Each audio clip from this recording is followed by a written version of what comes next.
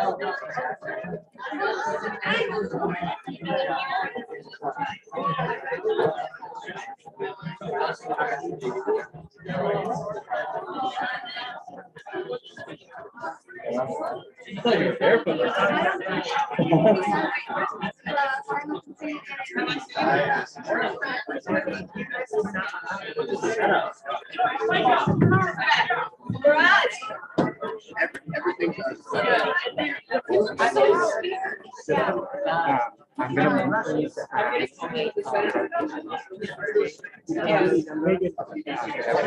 Nora.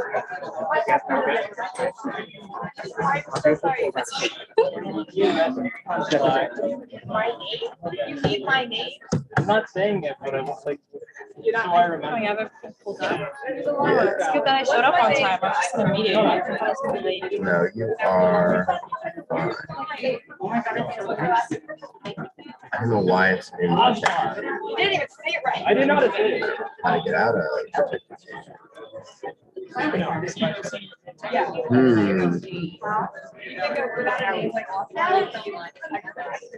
Where is my son? She's still in India. Me and her have something planned this Friday. We're volunteering. Oh. Wow.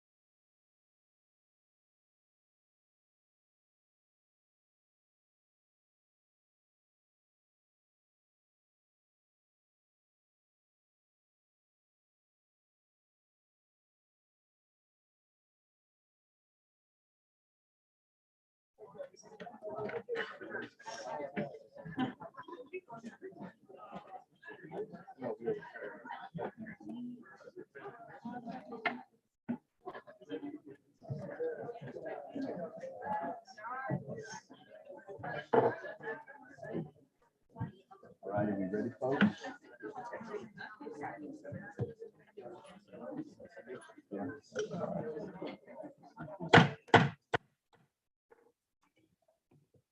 Hello, everyone. It's great to see so many people in the chamber. It is my honor to call the second semester meeting of the 52nd Senate to order. This is the 16th session. I'll start with the Pledge of Allegiance. Please stand and join me if you're willing and able. I pledge allegiance to the flag of the United States of America and to the republic for which it stands, one nation, under God, indivisible, with liberty and justice for all.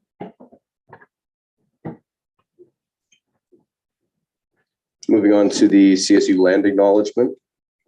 Colorado State University acknowledges with respect that the land we are on today is their traditional and ancestral homelands, the Arapaho, Cheyenne, and Ute nations and peoples. This was also a site of trade, gathering, and healing for numerous other native tribes. We recognize the indigenous peoples as original stewards of this land and all the relatives within it. As these words of acknowledgement are spoken and heard, the ties nations have to their traditional homelands are renewed and reaffirmed. CSU is founded as a land grant institution, and we accept that our mission must encompass access to education and inclusion, and significantly, that our founding came at a dire cost to Native nations and peoples whose land this university was built upon. This acknowledgement is the education and inclusion we must practice in recognizing our institutional history, responsibility, and commitment.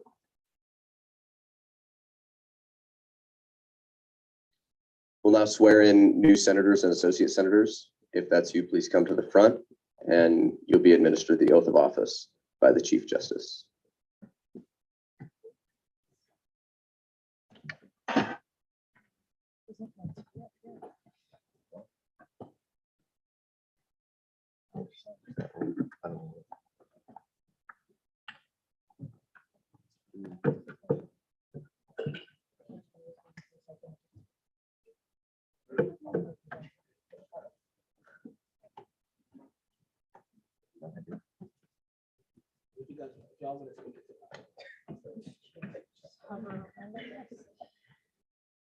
So just repeat after me. I state your name.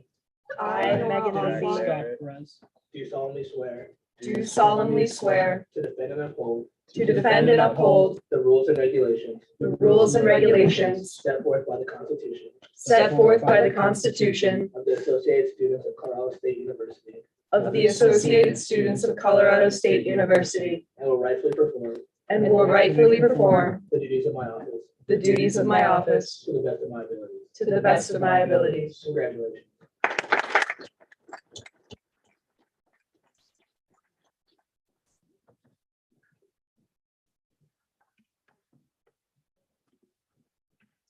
Welcome to the circus, folks. We will now do beginning roll call. The clerk will call the roll. I'll actually call the roll. Speaker DeSalvo, Here. Speaker Pro Tempore Caricito Perez, here. Parliamentarian Sonetico. All right. Recruitment and Retention Chair Bukhari. Chair Aslan. Here. Chair Doyle.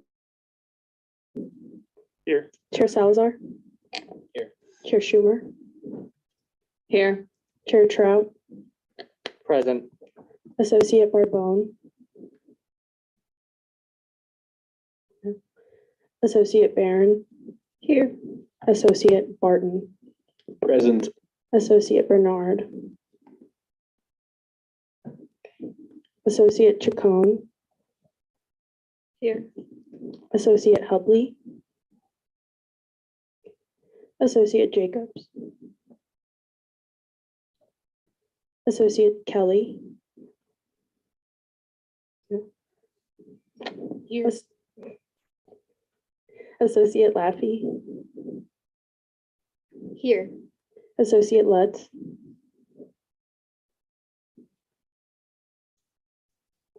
Senator. Senator Lutz. Yes. Okay. I have that wrong on here then. Associate Saunders. Am I pronouncing that right? Saunders? No? Okay. Associate Zhao. Zhao? No. Associate Winston. Senator. Senator Winston. Associate Bentor Stocksy. Present. Senator Abdunabi. Senator Athey. Senator Ayala. Here. Senator Bouchara. Here. Senator Cordero. I'm gonna skip the next one. Senator Dietz. Here. Senator Denson. Here. Senator Epperson. Okay, wonderful. I was not aware. Congratulations. Senator Gottschall is excused. Senator Hill. No Kyle Hill. Okay. Senator Johnson. Here. Senator Juarez. Senator Juarez is no longer a senator. Okay. Well, why didn't I know? Sorry. Senator Kelly. Graham Kelly. Here. Senator Kilburn. No. Senator Kramer. Here. Senator Laffey. Present. Senator Lowe. Here. Senator McCall. Here. Senator Melchior. Here. Senator Milka. Present. Senator McHale. No Senator McKay. Senator Morgan. Present. Senator Nyembe. Senator Pareso. Here. Senator Reese. Here. Senator Ritter. Chair Ritter. Chair Ritter, sorry. This is my old one. Senator Sanchez. Here. Okay, thank you. If I missed you for whatever reason, especially if you were sworn in today, come up to me after and I'll give you all the necessary materials to get in communication with us. And so I'll have you in the roll. Thank you.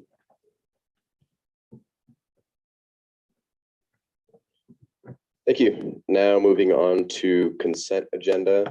Is there any dissent? Chair Trout. Just really quickly, I want to make two motions.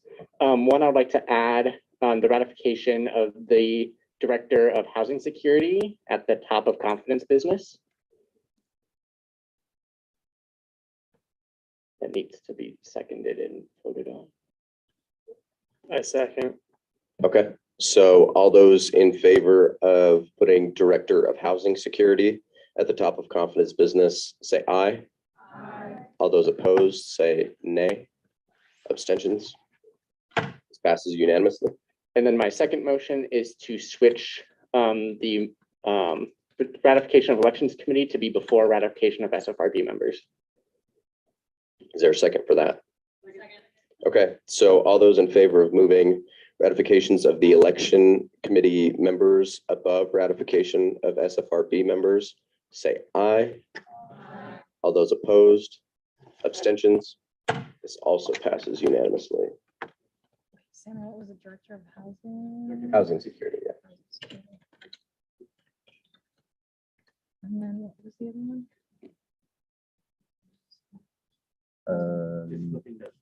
Yeah.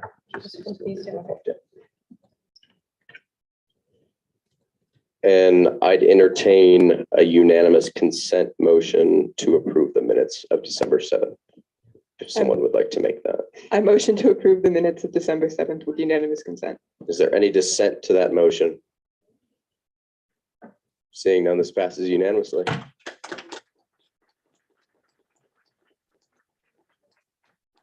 So officially now, the DEI caucus is now a committee.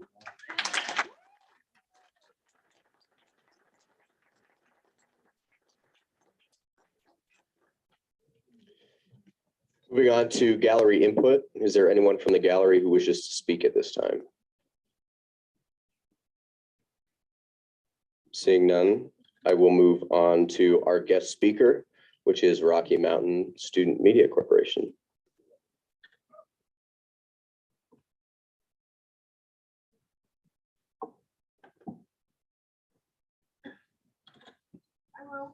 Hello.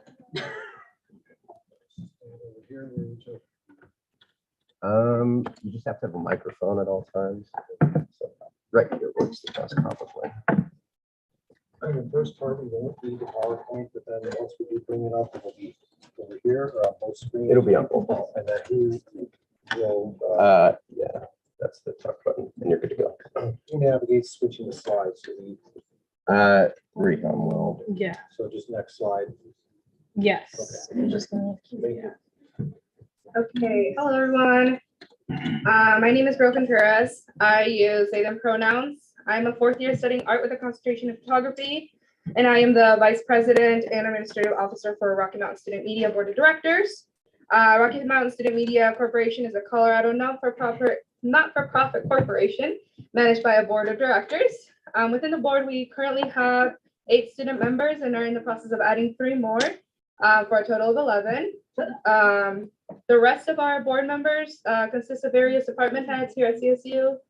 Additionally, we have 2 ASCSU representatives.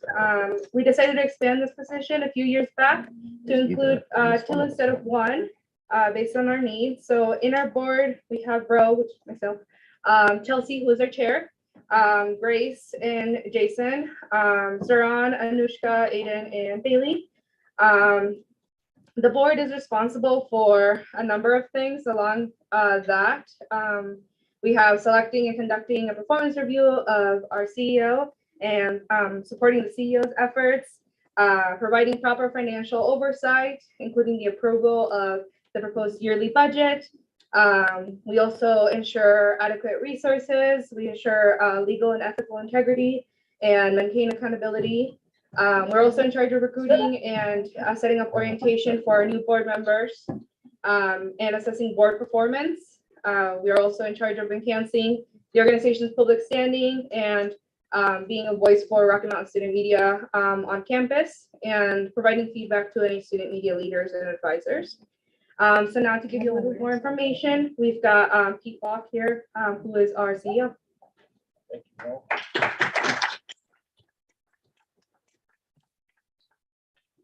Hello, all. I'm Pete Walk. I'm the CEO of Rocky Mountain Student Media, and thank you for having us here tonight.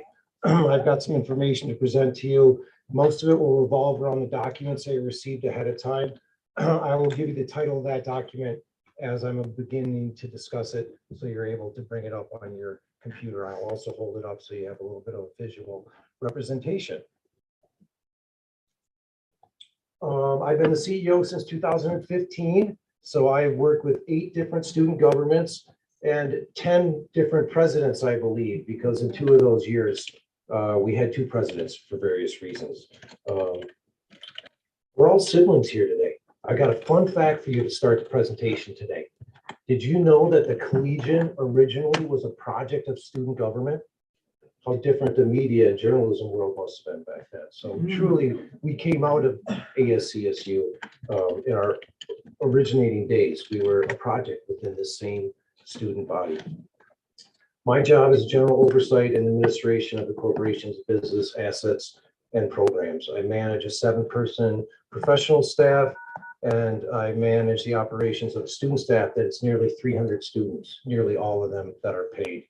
We have 10 different student media departments. You'll hear from a bunch of them tonight. Our most recognizable ones are KCSU, FM, Collegian TV, often referred to as CTV, the Collegian newspaper, College Ave, Tree Stump Films, and student video productions. We have also advertising and marketing, IT and web, alumni, and a bunch of other departments that I won't drag on my intro with telling you about each one. I mentioned the packet that you received today, so I'm going to systematically go through that here in another minute. So if you can make sure you can get those documents handy on your computer, that would help facilitate us moving along. We have a lot of information to present to you tonight, and we hope to get through it all. As Earl mentioned, we're a Colorado not-for-profit 501 tax-exempt organization recognized by the IRS, and we really do carry that student-led philosophy all the way through the board. So the board is made up a majority of CSU students, and they are our governing body that approves budgets and the other responsibilities that Ro mentioned. We look forward to the next couple of years. We're in pretty good position right now overall with our programs and our finances. Some of the challenges that are coming to head here that we're trying to address, is particularly in the financial realm, is that we need to continue increasing our income streams, and that includes funding from student fees, increasing the number of hours our students are allowed to work, increasing the wage of students to compete with off-campus positions. Both of those two really would help reduce the need for some of our students to have a second, or in some instances, a third job. Hopefully there's no one on my staff that has 4 jobs, but it wouldn't shock me. We need to address our office space needs. We're simply too packed in our offices. We need more space so we can bring in workers, all of our workers to the office, and have sufficient space for them to work. We need to improve our technology, specifically desktop editing computers for creative design and video editing, and our video and photography equipment. We need to strive to continue to fund the outside services that bring so much benefit to our experiential education program and improves the quality of our content that we present to the CSU community. For instance, Metrics for News program, which is a program by the American Press Institute that we're paying for this spring to help us aggregate impressions and social media and the website all into one platform, one dashboard, so we can really see trends and adjust our content to meet the needs of the CSU student body. But it is expensive somewhat expensive, and we hope to continue funding that. And other things like Monday.com for project management, Creative Cloud licenses. I won't go on and go down through my whole budget, but those are some big ones, and we need to figure out a way to continue to have those incorporated into our programs. We got to keep pace with the cost of the benefits for our staff. We try to model our benefits for our professional staff around the CSU benefit package, but we're a smaller organization, so it's harder to negotiate those levels of services compared to with what CSU, the negotiation powers that they have. And we try to meet those CSU standards for staff benefits as best we can. We also need to, and this is a big one, address the devastating impacts that inflation has had on our cost of doing businesses. And that's everything from the employee benefits, as I mentioned, every year our insurance policies all go up, and just the cost of goods overall, and all the goods and services that we use, they continue to go up by a significant amount. So those are some of the financial focuses and struggles we need to address over the next couple of years. I just wanted to set. Presentation. No, the presentation is a PowerPoint presentation we gave you ahead of time. I also have it on a USB drive if you want. Those are the documents we gave ahead of time. That the presentation's out there. Do you have that original copy? I have like the email that we were sent. Yeah, if we don't have the presentation in the email, we could use the thumb drive. It just, they have to be read in full, the slides too. So, Okay. yeah, all right, we could do that. Yeah, we sent an original PowerPoint presentation that the student leaders who are much more technologically savvy than we would like to use for visual representation. We did make a few typo corrections leading into this. We did not change anything substantively if you received that PowerPoint presentation before this meeting tonight. So let's get into the review of the documents that were submitted ahead of time. The first one, a big beefy one that I hope no one else printed off, but I have a copy at my left hand all the time, and this is our 3-year contract. That is, the parties are ASCSU, Rocky Mountain Student Media, and CSU. For those that read this ahead of time, I commend you. It's some dense reading, and if you got through it all and you have any specific questions on it, you can either address those later today, or you can follow up with me and my staff after. But this contract covers our rights and responsibilities in our relationship with CSU and ASCSU. A lot of detailed stuff in there about specific expenditures and number of student hours, but also grants us rights to services at CSU and some access to the intellectual property. Then within this contract, each year we negotiate an amendment to the contract.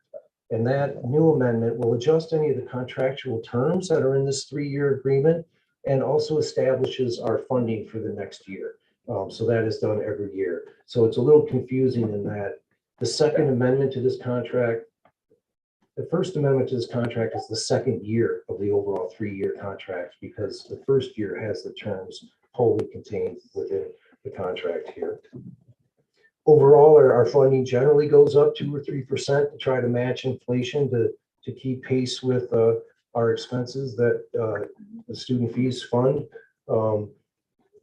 But it has gone down. 2 years ago, it did go down. There was an expectation student fee money would overall go down due to a drop in enrollment from COVID. So therefore, we took a 6% decrease that year, because that was to the forecasted drop. I'm not sure if it exactly happened or not, but the money was established ahead of time going into that year.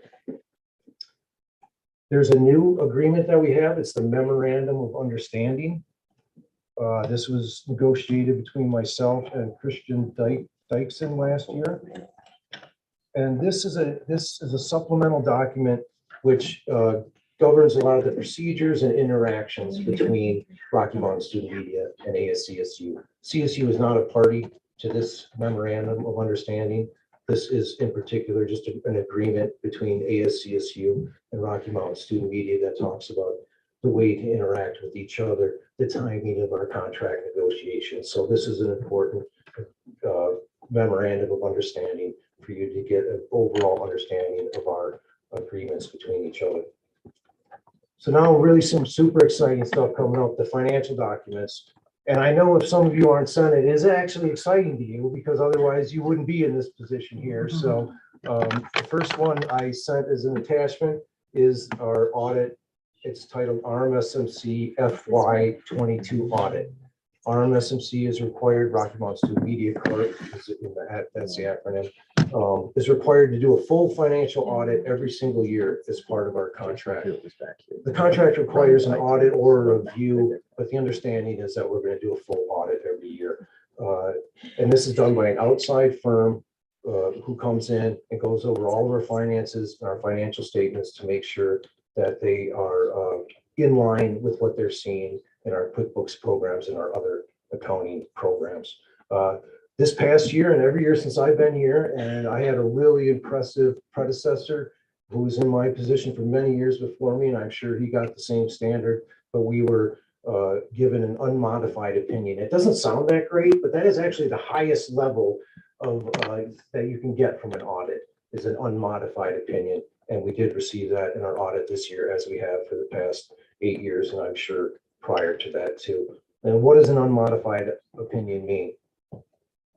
Okay, I wouldn't know it off the top of my head either, but I will give you the exact text. It's the auditor concludes that the financial statements of a given entity are presented fairly in all material respects in accordance with generally accepted accounting principles.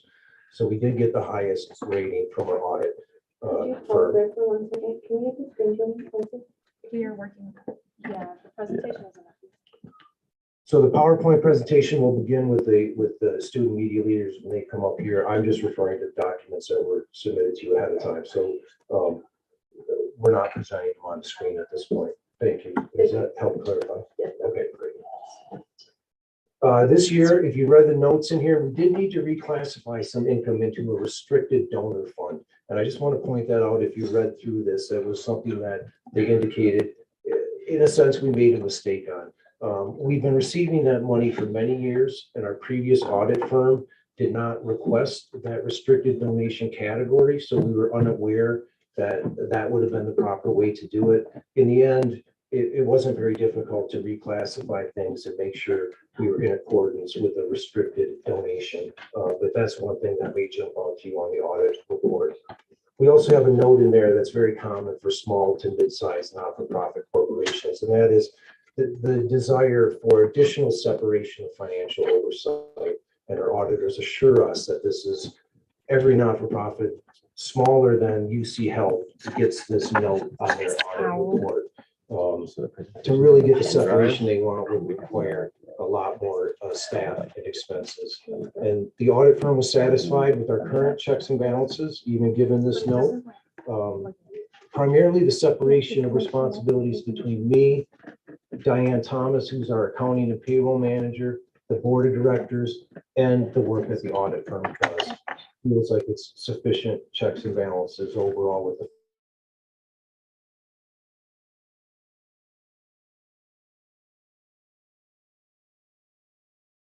finances there, the studying health fees and some other great things to spend $20,000 on that our students here would benefit from.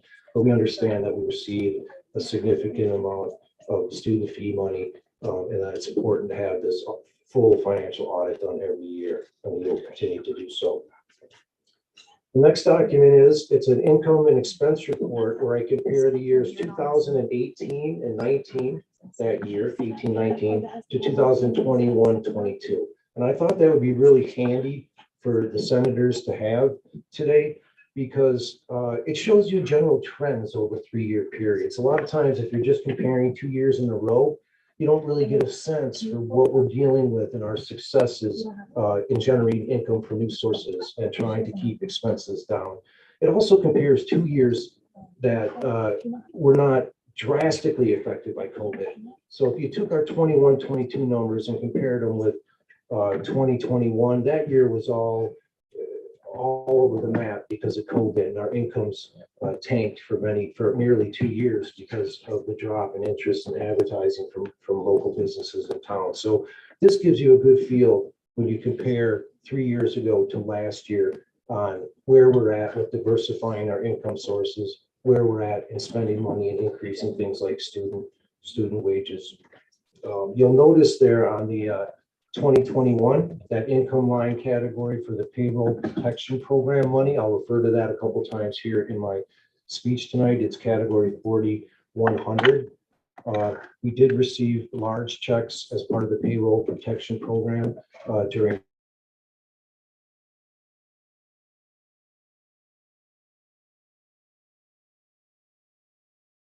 COVID, despite the fact that a lot of our income sources were dried up. So I think we were a good example of that program. Was a really helpful thing to maintain our business operations and not impact, especially our students, but also our professional staff even more from the COVID experience that we all went through.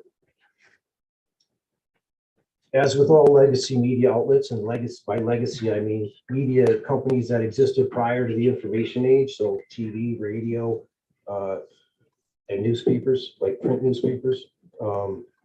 We continue to experience a drop in revenue from traditional advertising sources, primarily the drop in advertising from collegiate print ads. But on the positive side, I think we've done a stellar job on pivoting away from selling those traditional forms and pitching more modern advertising approaches, digital-based advertising solutions to our clients, and very innovative marketing services that we're providing to a wide range of university departments, student groups, and local companies. And you'll see that in our budget that we initiated completely new digital services such as social media management. We recently took over the complete social media management for the Walrus ice cream company, and we just picked up Silver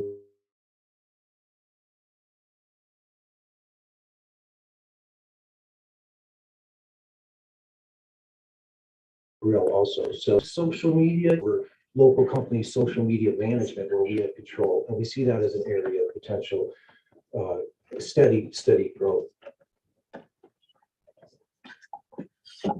You also note on the budget that some of the legacy products, particularly our sponsored content publications that we do in partnership with CSU, and some of those ones that we do on our own, like CSU Life, the Visitor's Guide, and the Best of CSU Graduation Edition, some of those products that we call content marketing products have not experienced such a drastic decrease in income over the years. And that's a testament to our advertising leadership. They're just incredibly persuasive when they're working with clients to convince them, because it is true that these publications with a longer shelf life still have a good return on investment for their advertising dollars for a CSU student group or department or local business. So there are some instances where that legacy media is still bringing in significant resources to Rocky Mountain student media. But most notably, if you're looking at that budget, the biggest success has been our fundraising. We have gone from $10,000 in 2018,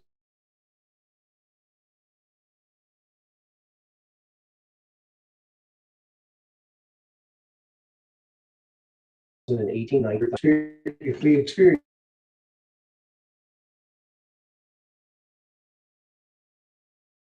and the biggest indicator or investment we made with that money was creating a documentary film program called Tree Stump Films.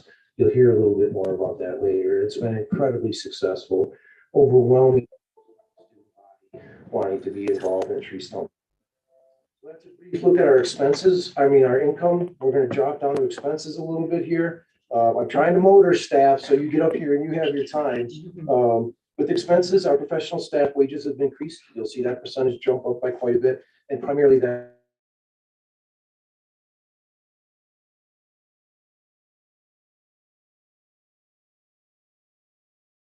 that's due to adding in to our documentary film program. Quite a few positions on our staff, professional staff members, not my position, but my staff's position, that really was below market, and we had a responsibility to them.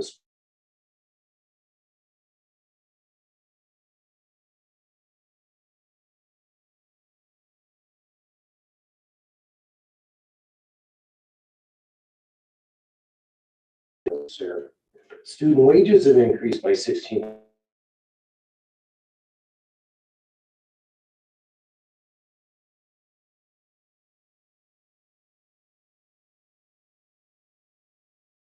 minimum wage because Colorado increased it to $13.65. So as of January 1st, our lowest paid positions are at minimum wage, with our plan next year to then get ahead of the game again and be higher than minimum wage. We've also added a bunch of new positions across the board in almost all of our departments. And in many positions, we just added more hours to. So that's why you see a 16% growth there.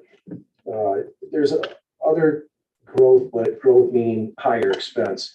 There's other categories that have shown increase in costs, and usually it's because one or two, or both reasons. One is to strengthen our training of students and to provide better content to the CSU student body. Sometimes that takes an influx of money to develop content. That's 24 minutes left overall. Well, what are we going to do with our presentations? Can I do it during public comment? I thought this was like really important information type stuff for you, but Yeah, we have in the bylaws 45 minutes for all guest presenters. I guess the body could take a vote to suspend the bylaws and give you extra time. That's up to the body, but I plead with you that this is such an important program, one of the most important programs on the campus here, with our high level of student involvement, that we would receive 15 to 20 more minutes. yeah, Senator Hill, should I see you first? Mr. Speaker, I'd like to make a motion to first suspend the bylaws that states the maximum of 45 minutes with 10 minutes of discussion debate, I suppose, if that's the requirement. Okay, just hold on a second. Okay, so all those in favor of entering a 10-minute period of discussion debate about suspending the bylaws to get more time to RMSMC. We'll start it with, we have to do a vote. All those in favor, say aye. Aye. All those opposed? Abstentions? Okay, this passes unanimously. So we'll start discussion debate for trade placard. Okay, guys, thank you. I just ask how much time you think you need? Ideally, we would have another 25 minutes. I mean, if we really want to get through it, this is half of ASCSU's budget and, 300 plus students involved on campus. And I tried to limit mine to really information that I think is most useful to you. I could stay up here all night and pitch all the great things we do, but I can start to streamline quickly here the last 2 pages. We have 8 student leaders who want to present at 5 minutes each. So Yeah, no, I think that's great. So if we extended time for like an extra 20 minutes, 25 minutes, would that be, as opposed to suspending all the bylaws, I think that might be better, just to extend time by a certain amount. I would add that there were some technical difficulties that stalled us up that were beyond anyone's control. And so perhaps that might make up some time if the body is okay with that. I think Chair Salazar. Hello. First of all, I Nice to think meet you. given, I said, nice to meet you. oh, sorry. I think given the agenda and because we have to go through full ratifications, I'd be more open to 15 to 20, just in the sake of time, and being considerate of everyone else's time as well. Andrea, would you come down because you're on deck? Okay, Senator Oh, Hill. there you are over there. You are over there. Wait, Senator Hill, you already spoke. Vincent. I mean, I think, let's just get through this, let's just end this period of discussion debates, then we'll work this 10 to 15 minutes, we're all saying the same thing. I'd like to make a motion to previous motion. Second. Okay, so all those in favor of moving to a voting period on this motion, say aye. Aye. All those opposed, abstentions? Okay, so let me explain what we're voting on now. Now we're voting to suspend the bylaws to give RMSMC extra time. A yes vote means you do want to suspend the bylaws. A no vote means you do not want to. Are we clear? All right. So all those in favor of suspending the bylaws and granting more time to RMSMC, say aye. Aye. All those opposed, abstentions. This also passes unanimously. Mr. Speaker, how much time will they be granted? A motion for 25 minutes. 25 extra minutes. Okay, I'm gonna amend that to 15 minutes. So he had 24 when I handed in the note and we started this. I think it's only fair to bump it up to 40 just generally, and then up from there. Is that fine? 25 in addition, that would be 35 minutes. Okay. 25 additional to what it was, that would be 35 minutes total. Okay. Anyone opposed to that, or can we agree on that unanimously? If there's any dissent? No dissent? Fantastic. All right. 35 minutes. All right, great. I'm going to talk even faster, and I will. That's what I feel like. Go, go, go. I'll cut out some of this stuff. So I finished the comparison of the budget between 2018 and 19 and 2021. I'm moving on to the approved budget for this year, which is 22-23, and this was approved by the Rocky Mountain Student Media Board in May. A couple highlights here. Student wages again are up. But if you look at the bottom line, I'm forecasting a loss. And I just don't want you to think that this is the way Pete Walk does business. This is the first loss I've ever forecasted in 25 years, previously at Syracuse University, managing the Daily Orange, a loss for a budget that was approved. The reason we were comfortable doing that, in a large part, it was that PPP money. That's a really big checks we got from them. And the intent of that was to spend it because of the impacts of COVID. So we haven't spent that down all the way. So I feel it's justifiable this year to go into our budget with a forecast of a deficit. In my 20-some years, there's been 2 years or 3 years potentially that I did lose money, even though I didn't forecast it. We need to make a little bit of money each year to put into our reserves, to be able to invest in capital stuff, special projects. And God forbid doomsday happens, the KCSU tower falls over up in the foothills. I don't know, that's going to be a couple $100,000 right there. So right now we have about 7 months of operating expenses in reserves, and that's a really healthy mark for a 1.3 to 4 million corporation. We also just felt, because of the changing nature of the industry, we need a little bit of time here to figure out how to get a balanced budget. But fortunately, we have those reserves to be able to operate on a deficit spending budget this year.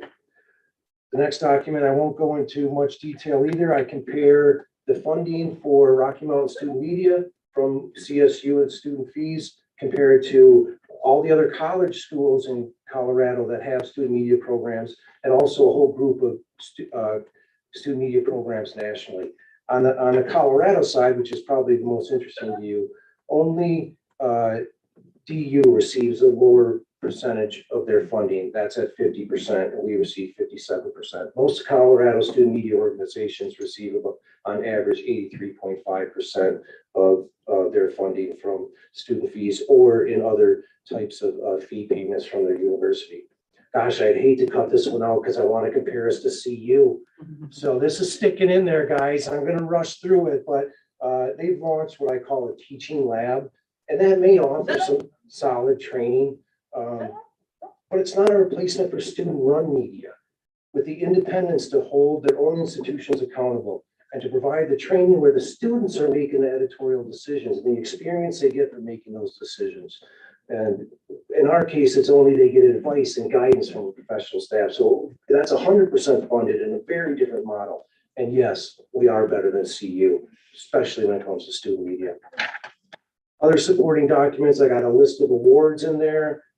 We won a Hearst Award last year, which is like the Pulitzer of college media.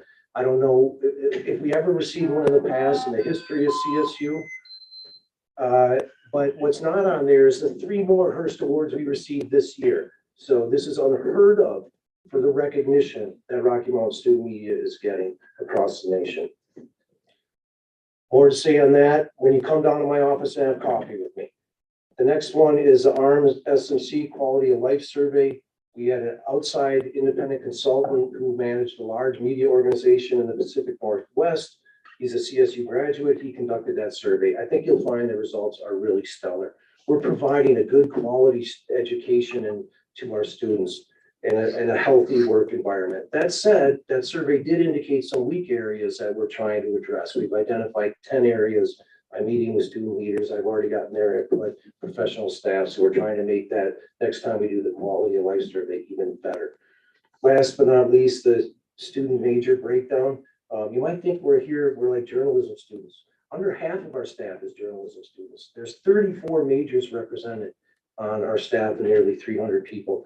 And journalism requires a minor or a second major. So if you include that in the list, we got tens of students in nearly every major across the CSU landscape. And now I'm going to turn it over to someone who's much more engaging, Andrea Pennington, who's the director of our marketing program. Andrea. Everyone. Thanks for having us. Like Pete said, my name is Andrea Pennington. I am our marketing manager. I am a senior here at CSU studying journalism. So I'm one of those few, apparently. We're going to start out on the next slide for me. Next slide too, sorry. Alrighty, so what are our goals and our mission? So marketing, we handle all of the promotions for student media across CSU and throughout the Fort Collins community as well. So we're not solely limited to just the CSU landscape here. We also educate the CSU community about what we do, kind of like what we're doing here. This is an educational moment for all of us in this room. And then we promote our events and our projects. So we do a lot of different events all over campus. You've probably seen us at some grand welcomes, some summer orientations and things like that, trying to engage our community, which leading into our next slide. We interact with our community a lot. So at Student Media, we're always trying to be engaging. We're always trying to bring more people in, volunteers, interns, things like that. And these are just a few of the ways that we do that. So number one, events like Student Media Day on the Plaza. We take over the whole plaza. We play games. We have every single one of our departments represented there with everyone hanging out and just really showing what student media is and what we can do. We also do Clarkcella. If you're a journalism major, you already know, a lot of fun. We like it in there. And homecoming, which everyone can get involved in. We like to be out there on the Oval this past year, interacting with the entire Fort Collins community. So that's just another example of how we get outside of just CSU, but also all of those students everywhere as well. And then we also do involvement expos. So in the fall, we'll be out on the plaza trying to get more people recruited to our departments. We're usually hiring all of them, but we also take on volunteers, interns. We do practicums as well. So at least in the journalism department, you're required to have an internship to graduate, and we're a great spot to fill that. So we're always trying to help students, bring students in and give students that experience. They're our main focus. And then opportunities for growth right here is a big one, because I started as a marketing specialist, and within the semester, I was able to move up to marketing manager. It was really, really important to me. I was able to get way more experience and interact with our community a little bit more at events kind of like this one that I wouldn't have been able to before. We also have that real world experience required for jobs. I'm currently on the job hunt as a senior, and everything requires at least 2 years of experience. This job at Student Media has been able to give that to me and give me that leg up that employers are going to be looking for, which is so important. And then finally, we have an opportunity for passions to flourish. So I have a passion for photography. I haven't really pursued it, but working at Student Media, I've been able to take pictures for publications and be a published photographer, which that could have never happened before. And that's Student Media who's given me that opportunity to kind of get to the point where I am today. And I love my job. I owe a lot of things to Student Media, and I think everyone can kind of agree with that. So thank you for your time. I'm going to pass it to Kim Bloomhart, our advertising director.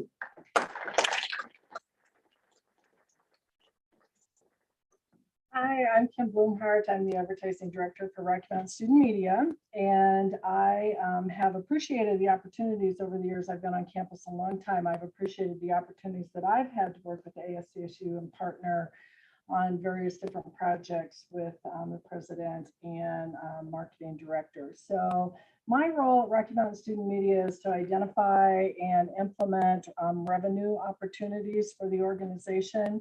I also manage our advertising sales team, our marketing team, and our graphic design team.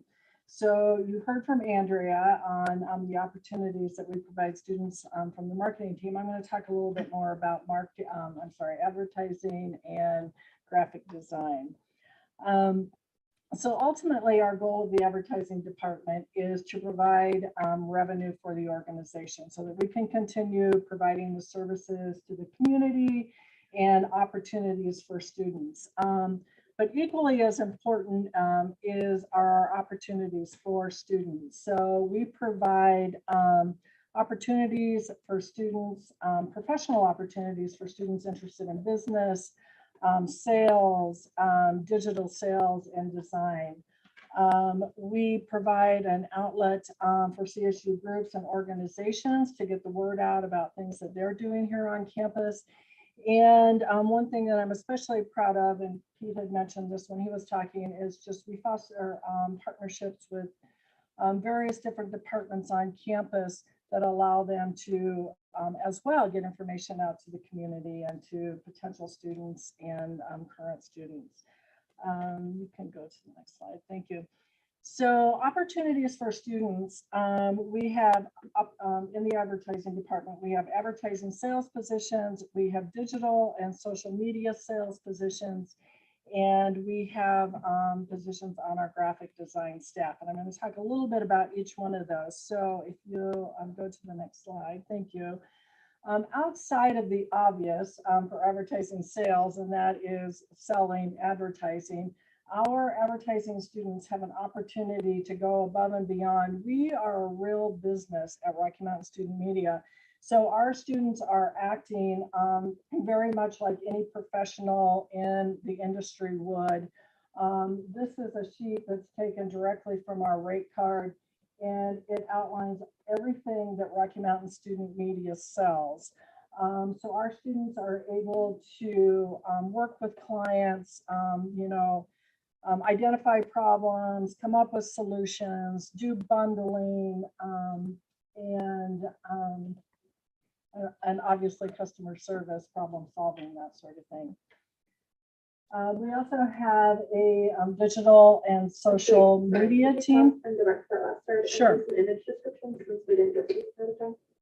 Say that again. Could you tell us what's on, like, there are a bunch of words there that we can't see? Yeah, absolutely. Thank you for asking. So these are all the media and marketing opportunities that are available to clients through Rocky Mountain Student Media. So we have print advertising opportunities, and that includes the Collegian, CSU Life, a publication for faculty and staff, several specialty publications that we do. We have online advertising opportunities, digital and social media advertising opportunities, broadcast through KCSU, CTV underwriting, podcast sponsorships. We have video and audio opportunities through our student video productions, and you're going to be hearing from all of these teams, so you'll know a little bit more about what each individual group does.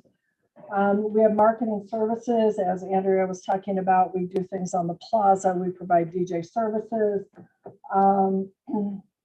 We do posters. So if you've seen the racks in the classroom buildings, and there's some on campus, we have roughly 30 racks, newspaper racks. We do the postering in those racks. So that's another media opportunity. And then clients have an opportunity to bundle. So everything has a price. But what our students do is they work with the client, figure out exactly what their goals are and what they want to achieve. And then they will propose different things from this list of opportunities to the client. So as you can imagine, our students need to know about all these different mediums. And so it's a wonderful experience if they're looking to go into any kind of field in advertising sales or an agency, because they're very well trained at Rocky Mountain Student Media. Does that help? Great. Okay, sure, absolutely.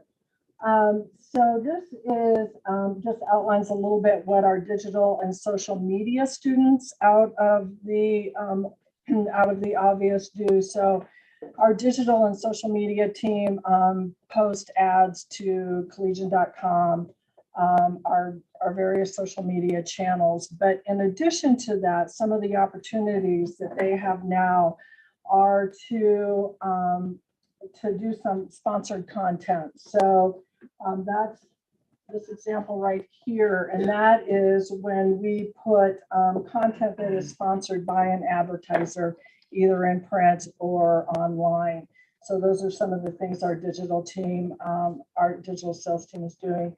They're also doing, as Pete already mentioned, so I won't go into it in detail, but we are now doing social media management. So this is a big thing for our students. This is a great experience for them, and being able to take a client over a client's complete media management, which is the example with Walrus Ice Cream.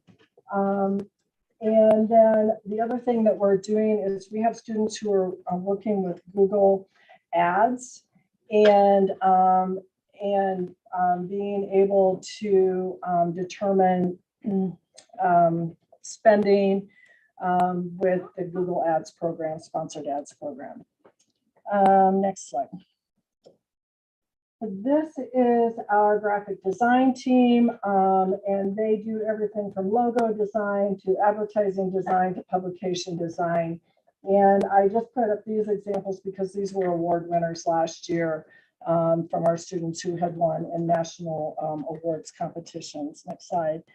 Opportunities at CSU. This is really, we give CSU the opportunity to use Rocky Mountain Student Media to let the community know about the events that they have going on. And this is just a very small number of examples of different departments that we work with. And I am speeding it up because I'm told we do not have much time, so my apologies. Next slide. We also, as I said, foster partnerships with CSU to do specialty publications. And as Pete mentioned, this is still something that's very valuable to our campus because they're very well read and picked up and a value to our CSU departments. And some of our bigger ones is our partnership with Parent and Family Programs to produce an annual calendar or visitor's guide with CSU Marcom, and admissions, off-campus life, our housing guide. And we work with ASCSU and orientation and transition programs on our RAM Life publication. So these are just some of the opportunities for our students in the advertising and graphic design area of Rocky Mountain Student Media. And I think that was the last one, yeah. So I am very proud to introduce Errol Paul Langen, who is our Director of Tree Stump Films.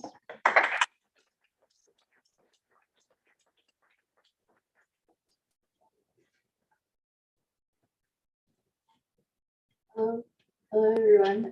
My name is Errol, and I'm currently the director for Tree Stump Films. We can go to the next slide. It's a trailer, but we cannot play it due to time, so we'll just skip to the next one. So yeah, this is the newest addition to Rocky Mountain Student Media. This is our documentary company where we just make documentaries, and we're passionate about telling stories of people. These are our first batch of documentaries from last year, and they have won a lot of awards. We have won about 18 awards, all like nationally, state, or locally. We try to reach the Fort Collins community too. We show all of our films during a lyric showcase last year, and it was just really sweet seeing like the community coming together and supporting each other.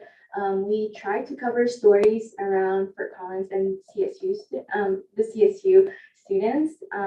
Here, well, the previous slide, please. Thank you. Becoming Cass Smith was actually a student here at CSU, and we just cover his story transitioning to be a transgender man. And the reclamation Claire McWilliams is also I think she's still currently a student here. She is a Navajo student. She is an engineer, and she just talks about how she's reclaiming her identity through beadwork. So we just love covering stories about people and just sharing with the community.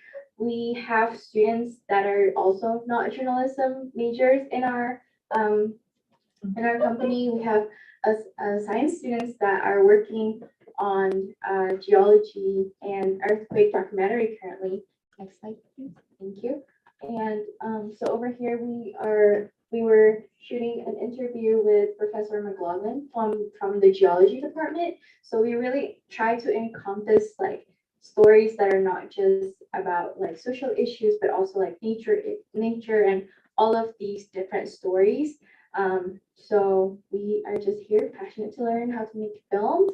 I personally have worked here for 2 years, almost 3 years, and it has been one of the greatest experience I can have in college. And one of the biggest thing about student media is I think we are learning together with each other. We might not know all the answer, but I just love the opportunity to learn and to gain that real world experience, because our advisor, Frank Boring, here is a PBS a documentary filmmaker. So all of our documentaries have been accepted to a half-hour program on PBS. So all of the students will get the PBS producer credit, which is really cool opportunity for all of us. So that is Tristan Films.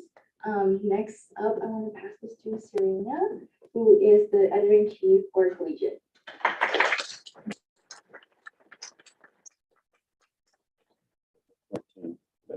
Cool. Okay, hi. I'm Serena. I am the editor-in-chief of the Collegiate. I am a senior studying journalism and political science, and I actually grew up in Fort Collins.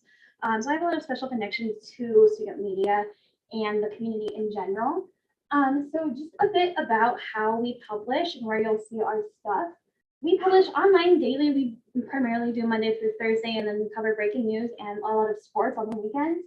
And then we distribute 4,000 copies of our print paper around campus every Thursday. We have about an 80% pickup rate. So that means that 3,200 people are picking up our paper every week, which is really impressive for print media in 2023. Let's see, and on our website, it says we have about 25,000 hits monthly, and more than 50% of our users are college age and young adults between 18 and 34. It's the same for all of our social media accounts as well, where we've got about 6,000 followers on Twitter and Facebook and 4,000 followers on Instagram.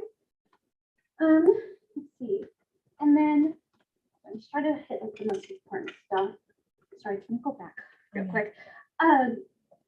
We get a lot of really great community feedback. We hear from students, parents, alumni, staff, and the general public, and overwhelmingly, the feedback we receive from readers is that they're really thankful that we're here, that sometimes they prefer to read our news over the Coloradoans news. And what's really important to me is that our news is completely free for everybody. So you won't get stuck not being able to access a news story because it's behind a paywall. So contributions to campus, absolutely anybody can contribute to the Collegiate. We just have a training program where we teach people how to write the news. Anybody can join. So we publish special editions and just regular news. Some things that I found to be extra impactful in the most recent year have been, we had special editions focused on social issues, including freedom of speech and Title IX. And then we also cover annual ASCSU and general elections. Of our top 20 stories since August, 7 of them were informational articles about the midterm elections. And obviously, since you're all here in student government, you care about voting. So that's really awesome. And then we also cover CSU's historic athletic accomplishments. And we do a lot of breaking news coverage. We were the first news outlet in the state to publish the story of Joyce McConnell resigning. And we also cover a lot of different cultural events on campus that are important to students. And then also our purpose, news and journalism in general is an integral aspect of democracy. We're here to hold the university accountable to the students, just like ASCSU is supposed to do. And part of being in college is learning how to engage with our world, and news, I think, is one of the best ways to do that. News literacy is vital to our country and society, and having free access to our news, like I said, allows students to engage with that in a really meaningful way. And it does more than inform us, it brings us together. A lot of our news might make you feel like a little less alone or introduce you to a club or an organization on campus that you can get involved in. And then, as we've said before, student media is really great for career readiness. Some fun tidbits are that Collegiate alumni, 4 of the 9 Coloradoan reporters worked at the Collegiate, and a lot of them have now been working at the Coloradoan for like 10 years.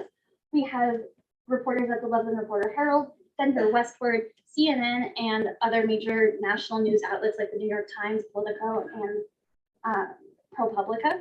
And then as well, just having any sort of published work is really great when you graduate. It looks super impressive on resumes, regardless of what it is and regardless of what you're going into. Having proof that you have solid communication skills is something that employers look for in all different fields. And then just some more facts about the collegiate. By paying our, this is something that's really important, by paying our staff to learn how to do the news, we can help break the cycle of inequity that is seen in journalism. For a lot of different industries, it's an issue when people require years of experience or internships, but those internships aren't paid. So people from more marginalized backgrounds can't get that experience because they have to be working. So by being able to pay our students even just a little bit that we do, we can help break that and get people to have more experience while being paid before they get out of college so that they can get good jobs in the workforce. And I think that's it. So now we will have Kenneth Frederick, the CTV executive producer.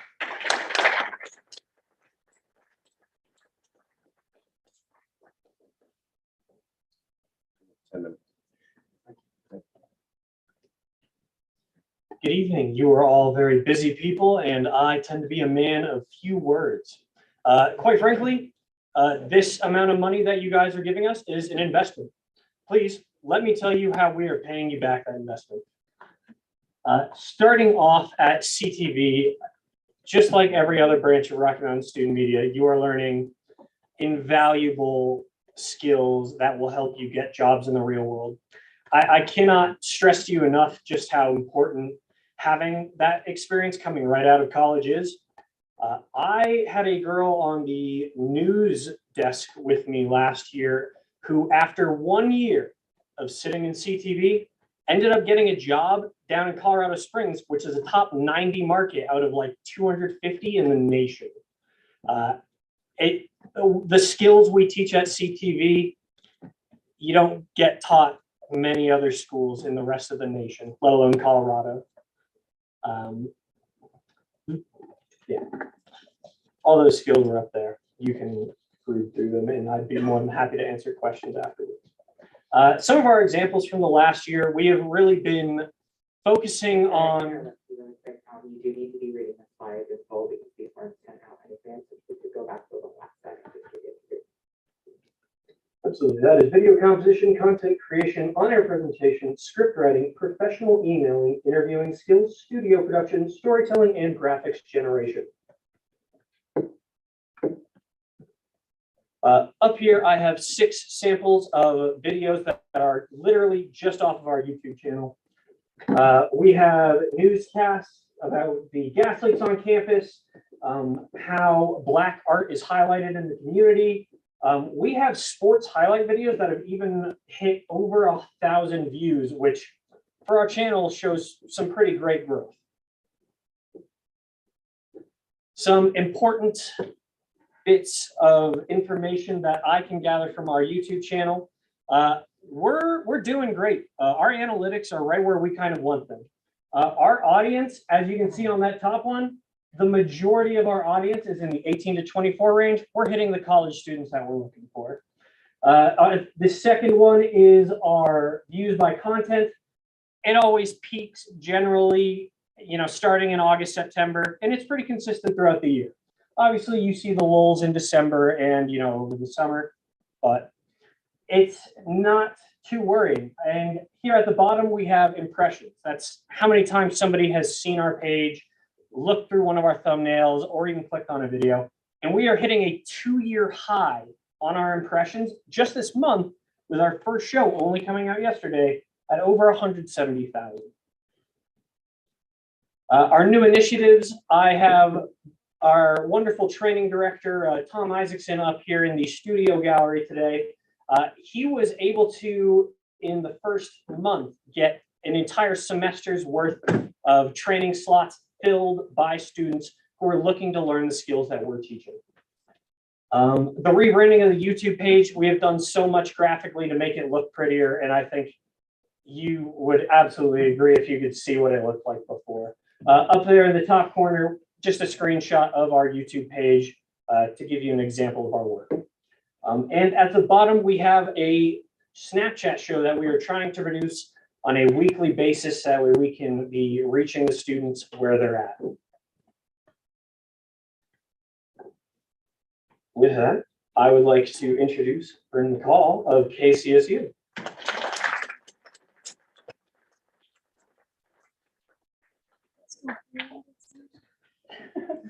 Hi, I'm Bryn McCall. I'm the station manager of 90.5 KCSU Fort Collins, your campus radio station. We as a station really centralize around a couple of things, those being education and collaboration. The majority of students do not know anything about sound, about audio editing, or about how to run a board. And so we take on the responsibility of teaching them everything that they want to know. This was our current DJ, or this was our DJ schedule from last semester. We had 68 student DJs, all of whom have trained with our staff members. Along with our DJs, we have a 20-person staff who do all kinds of different things, many of whom work with people who are in the industry, whether that be labels, distributors, people who run concert venues in the area, all kinds of things. Go to the next slide. Thank you. Imagine there's a picture of our sports team. Can you go back? You have to read this license whole because this was not submitted 48 hours in advance. Yes. So yeah, it's inconvenient. I'm really sorry, but for accessibility reasons, Was this not on the? It was not. Yeah, can I refer to this as a visual that is a grid-based DJ schedule that begins around, or do I have to read the whole? I'm gonna yield to my SDC. Yeah. Is that posted somewhere accessible, like, or is this the only time we're gonna be able to see this? This is on our website, or would have been on our website last semester. That's also been published, I believe, in the Collegian. But I mean, I can read it. Okay, if it's publicly available, I'm okay with you not reading it. Okay. Thank you. Thank you so much.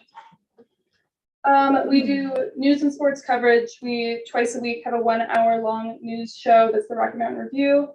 That usually includes interviews with local people. It covers national news, campus news, and local news. We have sports reporters who cover all of the volleyball home games. We do live play-by-play every fall, and this spring we're doing men's baseball. Go to the next slide.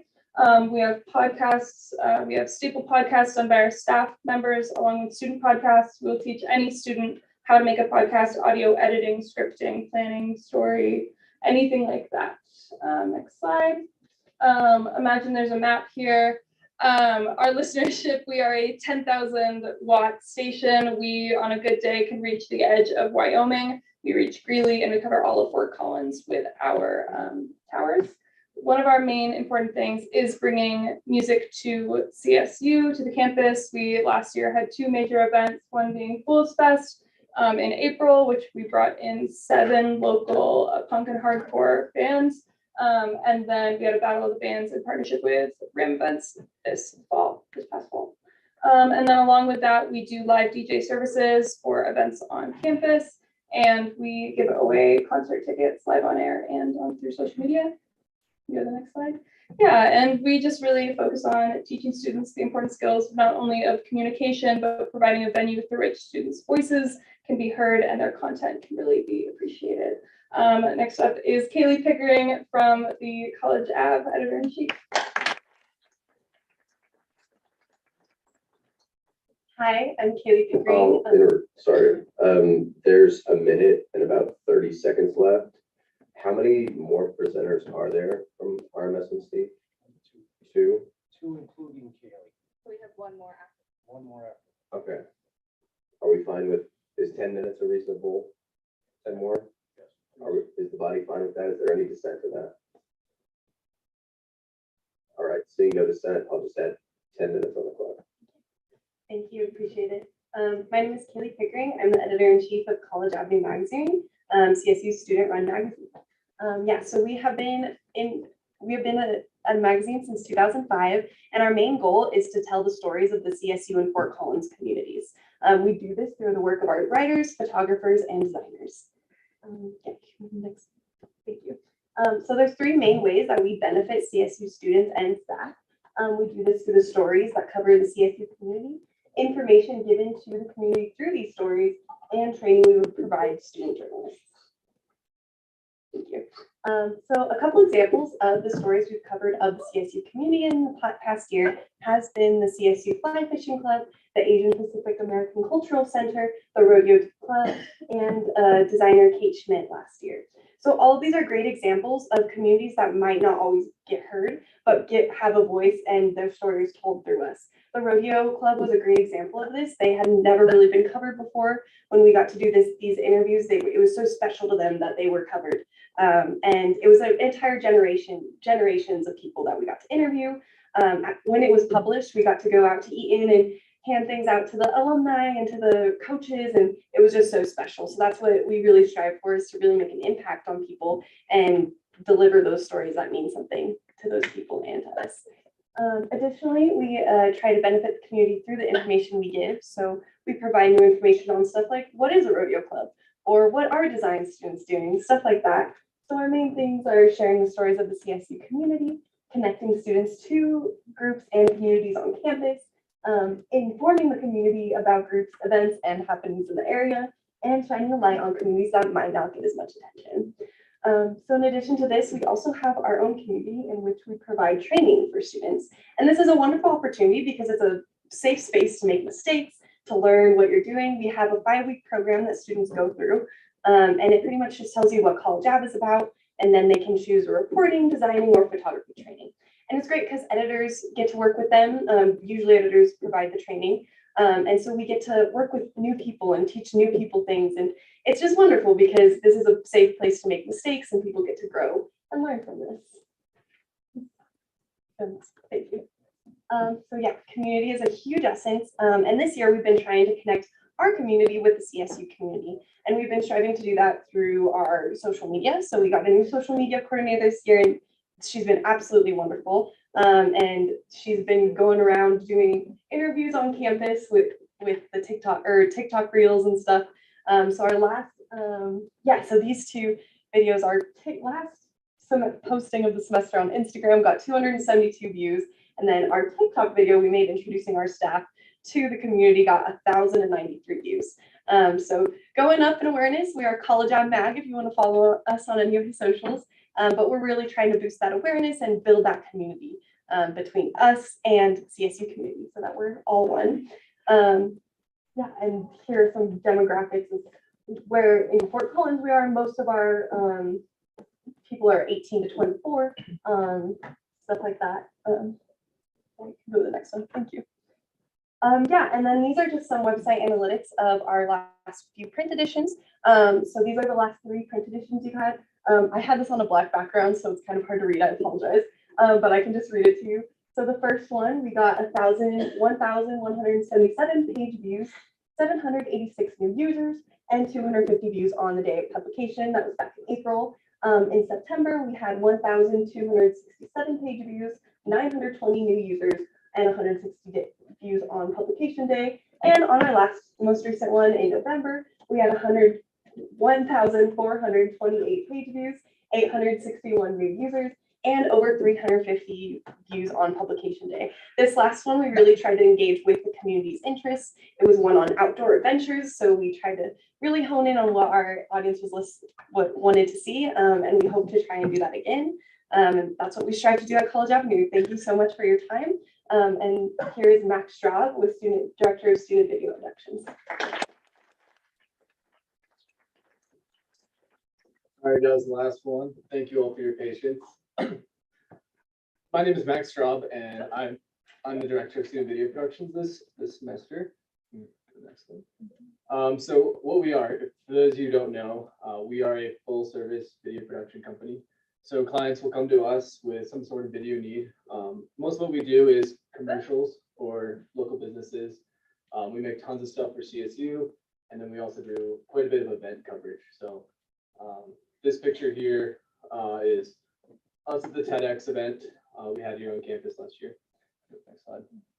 I'm just going to run through really quickly for the sake of time. a couple examples of some of our recent work. This here is some pictures of us doing like a free donation for a couple fraternities on campus. They were hosting a concert at the Aggie. So we did a recap video for them. This one was a really fun one. We made a series of commercials for a car coating company called Duraslick. So it's really fun. We got to work with a lot of cool cars on a racetrack. This one was for CSU. So we made a really cool tour of the vet hospital. So we got to work with our wonderful actor here, Henry, as he like went through the hospital, and that was super fun. And this is pictures from last year. We're going to be doing this again, but we do all the live streaming, the recording for the TED Talks here. Moving on to some stuff we do for CSU. I was mentioning that earlier, but we're a big resource for all the CSU departments. So we did a lot of stuff for the business school. We do a lot of stuff for the computer science program, philosophy. Basically, if they need a video to help educate their students, whatever that might be, they love to come to us because they love working with students. Let's see what else I've got here. We do lots of stuff, educational videos for students. Last year, we made a video all about the bookstore. Actually, ASCSU hired us to make that. But that was just educating students about the bookstore and some things that they can get from that. But really, you know, we make a lot of cool stuff for our clients, but I really think the biggest value that SVP provides is the training and the real life experience. So for me, just to tell you guys about my story, I joined when I was a freshman, and I pretty much had no experience whatsoever. I knew I wanted to become a filmmaker and get into that industry. I just wasn't sure how I could make money doing that. And by joining Student Video Productions, I've worked with now over 30 clients. I've just lost track of the amount of videos I've made. So not only is it that, you know, hands-on real world experience, but we're also working with real clients, real money. We're creating the contracts. We're learning how to do sales and marketing. And for me personally, management experience as well, because now I'm leading the team. We have 5 of us right now. We're open out a couple more. But sum it all up, I mean, Student Video Productions, hands down, my favorite experience here at CSU. It set me up on a career path, and I don't know where I'd be without it. If it wasn't for SVP, I would not have met all these amazing people at Student Media that I get to work with, built all these connections, and I actually got a job once I graduate in May, working for a production company. So it's been great for me. Thank you guys for listening. That is the end of the student presentations. Thank you. Just a couple of closing comments. Thank you for extending the time. That was really important information. Everyone worked really hard on presenting it to you. And I know that our students on campus are just as interested in the news as they were generations ago. That's not the image you have. Our students really care about news and care about being informed. And Rocky Mountain Student Media provides that information with a CSU focus across multiple traditional digital platforms. This is information that's researched, edited, and fact-checked. That's important information to be presented in that way. Building lifelong consumption habits and skills to produce the news, that starts now with college-age students, and we're here to provide that. Rocky Mountain Student Media is a laboratory that develops tomorrow's informational solutions. It's time to keep helping us innovate at this critical juncture in the information and news industry. I seek your support. I seek your continuing support with the 1.08% of the overall student fee income allocation that goes to student media. To me, that's a tiny percent, and I firmly believe that of all the money you spend across student media, your return on investment with Rocky Mountain Student Media is the highest of all. Thank you again for letting us present tonight.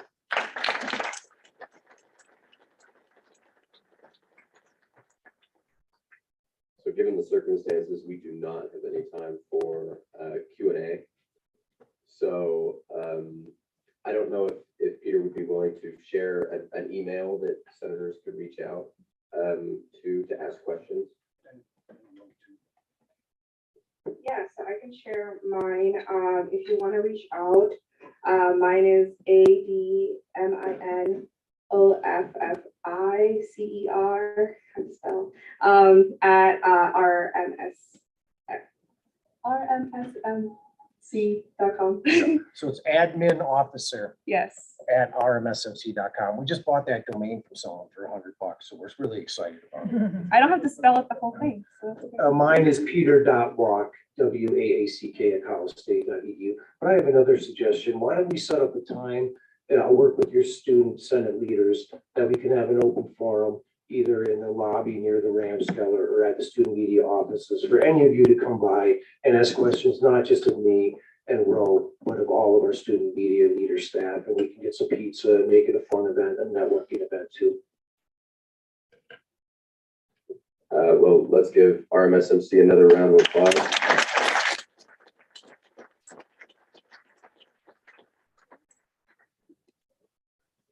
And the papers that were passed out, if you could bring those forward, please, whoever has them. In case anyone was wondering what was going on down here, kind of at the start, we couldn't figure out how to use a thumb drive. And so very conveniently, the CSU director of IT was here. And so sometimes it takes someone really qualified to use a thumb drive. All right, we'll now move on to our executive reports. Is there anyone from the executive branch that wishes to report at this time?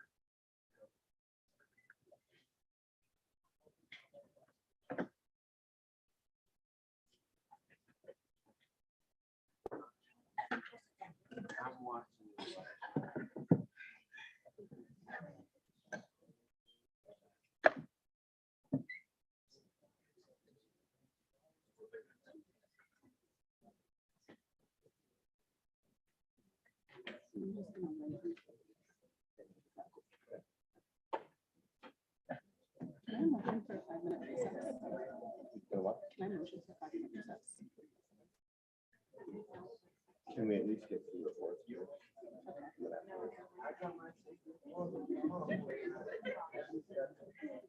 I think you need a call order. Read out the quorum, please.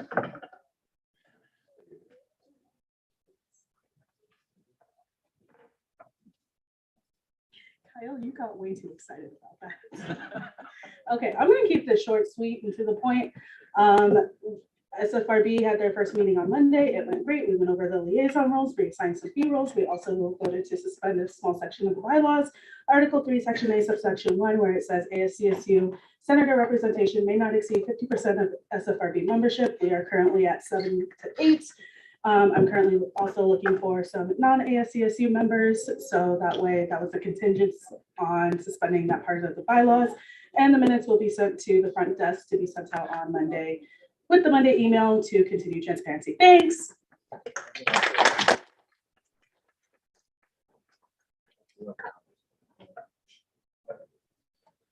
Hello, everyone. I'm Evan Welch, the Director of Government Affairs. And so on February 16th, we have an event called Day of the Capitol, where we bring about 50 students down to the Denver State Capitol, and we give them a tour of the Capitol State Building, and they meet with leaders and go to committee, and they get free lunch and free other foods. We want free food and to learn more about how state government works, and to take a tour of the Denver Capitol, the Colorado Capitol, not Denver, not state. Then you can sign up. It's the link to sign up for this is on Instagram. But also, I'll be saying the link to sign up on the Slack as well. So if you have any other questions, just let me know. But I don't want to take up too much of your time. It'll be on Slack if you want to sign up. February 16th is a Thursday. It's almost all day. Thank you.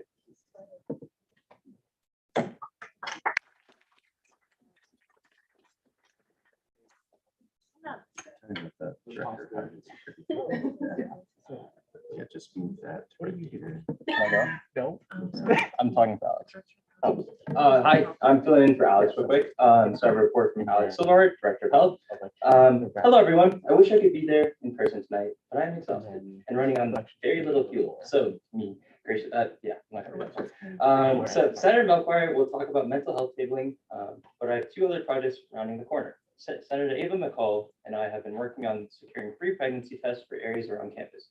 In accordance with ASCSU support of the signing of the Roe v. Wade letter, I feel like it's important to support and promote the reproductive rights of our students. Also, I'd appreciate a round of applause for Ava McCall, who has been instrumental in making this happen.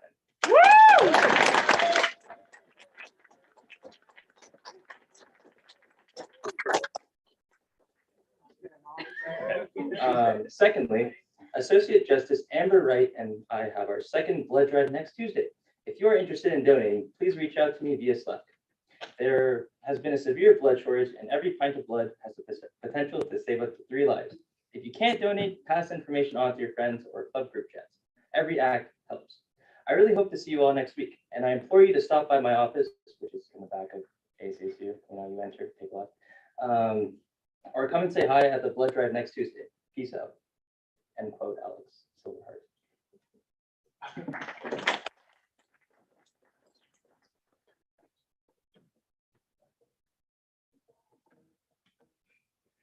What's up, y'all? Good to see everyone. So I'll try to keep this short. So I'm beginning the negotiations for the Rocky Mountain Student Media contract. Very relevant. And I'm going to be meeting with the relevant parties, such as senators, and then also Secretary Waller in the back, additionally with Peter Walk. And then also I'm going to be at Board of Governors next week. So I'm going to be gone from the 1st through the 3rd. And then I'm currently working with Speaker DeSalvo on a project regarding tuition increases. So we're going to be having some updates on that. And yeah, that's all I have. Thank you very much.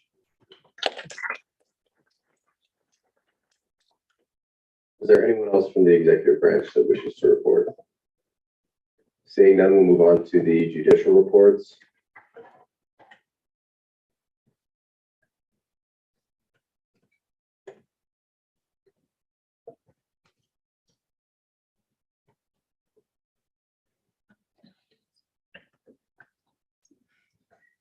Hello, I'm Grace Newman. I'm the elections manager, and I have a message from Marcus. He says that they'll be doing coffee with the courts around Valentine's Day. They don't have a date yet.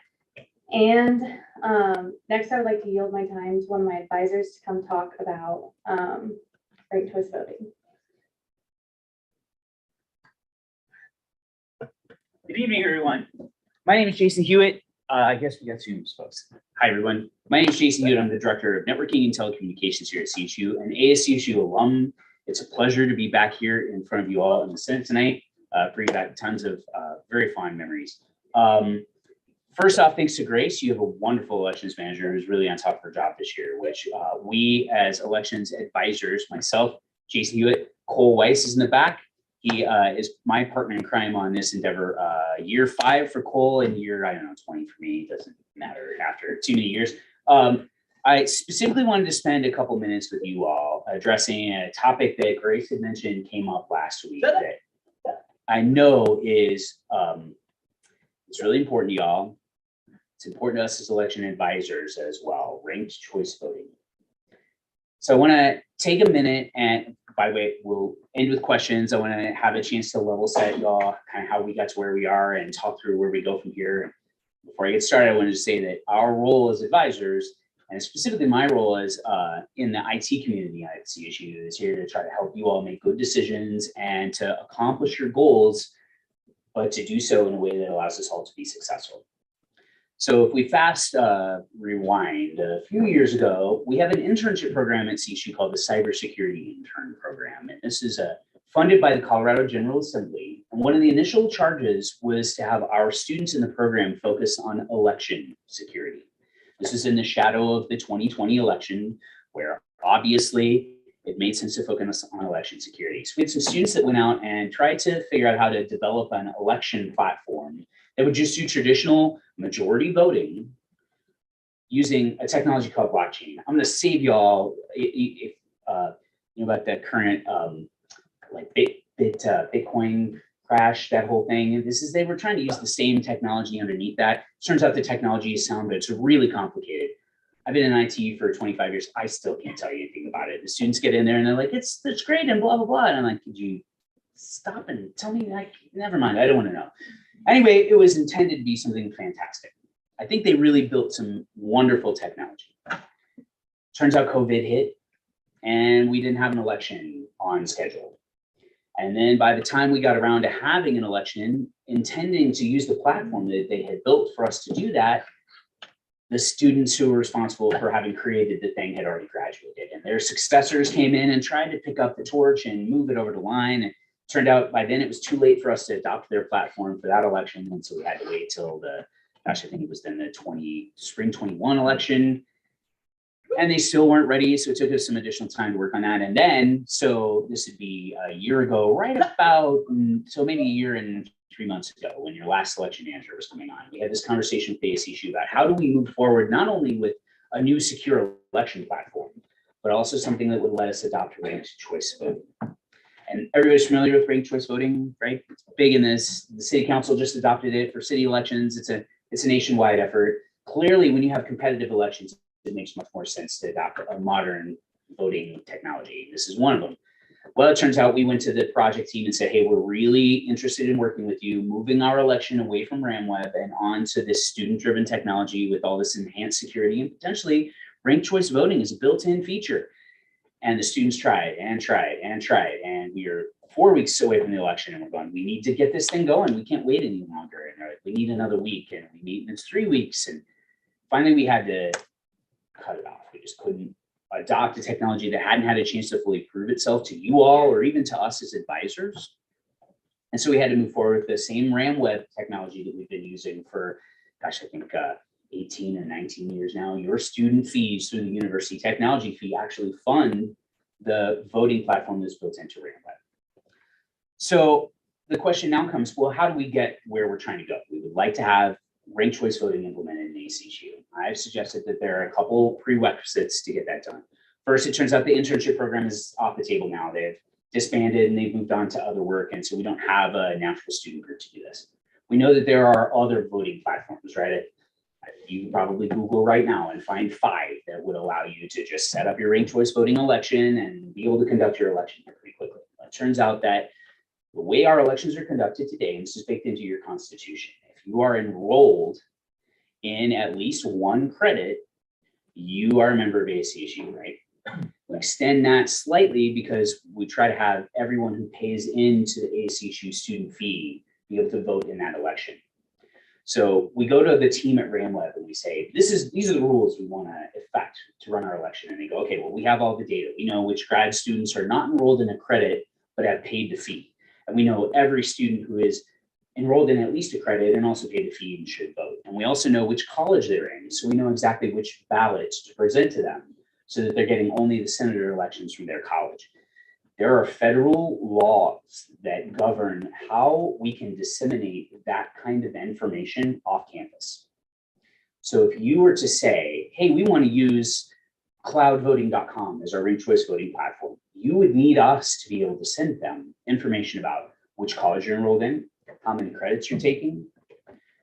That information is federally protected. We can't just turn it loose. So we would have to come up with some way to share that information with them in a secure fashion that gives us a guarantee that we've fulfilled our legal obligation to protect all of your information. And then also, by the way, have them implement specifically your method of voting, right? And then we need to get all your candidates in there, and you've got a constitutional amendment that needs, or a constitutional ratification that needs to happen every year. And what if there's a referendum, right? We have all this complexity around the election that needs to be added in if we're going to be able to affect the election using ranked choice voting in some other platform. I should pause and say, we did ask the RamWeb team, can you do ranked choice voting? And their answer was, oh, you know what? We love ranked choice voting. We would love to do that. We need 3 years. We need 3 extra staff members. We're going to have to change the platform in order to do this. And oh, by the way, we can't get started until 2024 because we have a long list of projects that actually you all students have requested that we do. I don't know, I can't rattle off the list, but we could go to the registrars and RamWeb team and ask them, like, what are your priorities? And they would say, it's all of these things. And look at how much good it's going to do for the students in eliminating paper forms or workflows where you have to visit an office. We can do ranked choice voting, but it's going to come a little farther down on the list. So where we sit today is we've reached already a point where it's too late for this election cycle for us to try to adopt a different voting platform. I want to also just stop and suggest that as we as advisors look at ASCSU's portfolio of projects and things that you're looking to accomplish. One thing we know about ranked choice voting is if you don't have a competitive election with at least 3 campaigns running in a particular election, ranked choice voting just turns into a majority vote.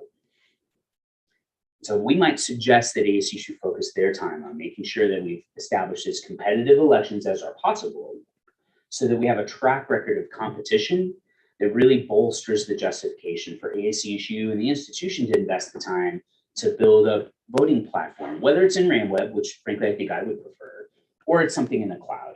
I think we even know our partners at RamLink. Ollie's in the back, and he's been lobbying this for a while. We know that there are options. We just got to find one that will actually work to protect your data, to affect the election in a way that we can confirm will be legit and unquestionable, and also gives us the timeline to get that implemented that isn't now between, well, what is it today? And we got 8 weeks left before the election. It's just too soon. So I know I threw a lot at you. I hope I didn't get into the technology, which I really try to avoid. I'm an IT guy, always technology, way too much of it. You saw me under here trying to plug in a flash drive. What am I doing? I'm here for that. So I would love to answer any questions you have, both about the past, how we got to where we're at, how we might go, where we're trying to go. I'm also happy to get the hell out of your face and let you continue to do your work and move on to ratification of committee members. Senator Sodi. Yeah, so a lot of artificial intelligence language models are coming out. Do you think they will expedite the projects that the team has to work on? Boy, that is a wildly temporally important question. So you're all aware Chat GPT is a thing now, right? You go and sign up and go write your papers or scare your professors or something. We know that that artificial intelligence is able to write some code. We also know that the folks who are using it are downloading a rough draft and then spending hours massaging that code into shape to actually do what they want it to do. And that's for like, hey, give me a piece of code that'll count how many widgets are in this pile, right? Really simple stuff. We're now talking about going into the RamWeb that handles your degrees and everything you do about your CSU experience. It's going to be difficult for us to ask some artificial intelligence that isn't a developer that's been working in that environment to develop the code to get that done, and then just have it pour right in, right? We really need some humans to take the existing platform and to augment it through code and otherwise to actually make it work for us. It's a great question. Probably 15 years. I say that, it'll be 5, right? Like some years down to 2 years, right? 2 years down the road is possible. Not today, unfortunately. Great question. Any others? No? Well, thank you. Oh, I guess it's, so ranked choice voting is something that will be available to students sooner than later, is what you're saying, basically. What I'm saying is that today we don't have any mechanism to deliver ranked choice voting. Tomorrow, we don't have any mechanism to deliver that. I think we can do it. If you all decide that you want to make that a priority, I think we can start working together today for the 2024 election. I need as much advance warning to get that over the line as is possible. And the effort between now and April 3rd is to get as competitive elections in every election on your election to demonstrate the worth of ranked choice voting. any others? Cool. Thank you, Jason. Thank you so much for your time. I appreciate all that you do. See you soon.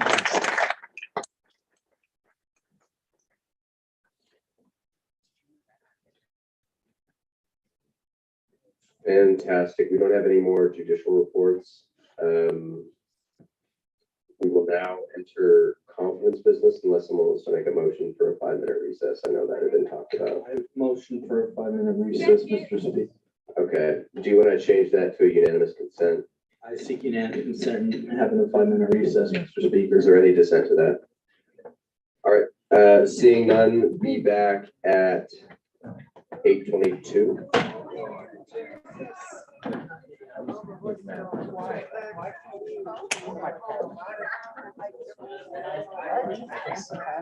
While we're on break, if anyone needs a cracker or needs to change their cracker in any way, come talk to me.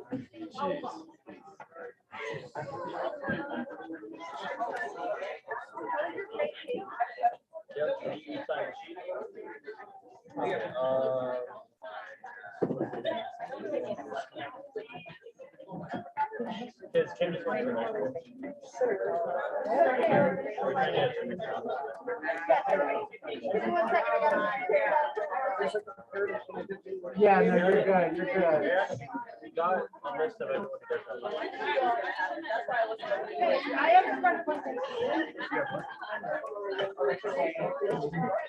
Thank you.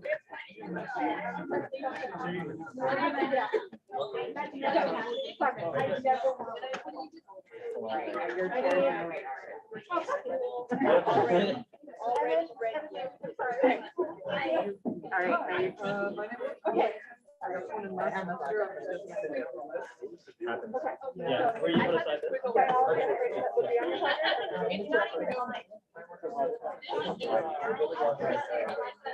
We're just trying to get accurate list, but you have all the stuff from last week.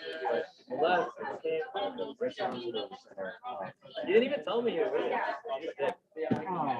So, no one tells me who comes and goes here. I'm more not that like it goes to other people and then I find out. But Maggie's good about it. Maggie's good about it.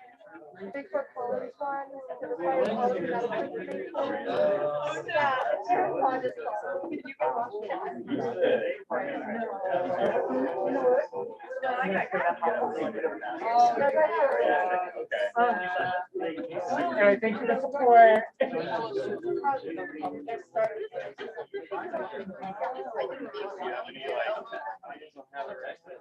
Well, this can also take a yeah.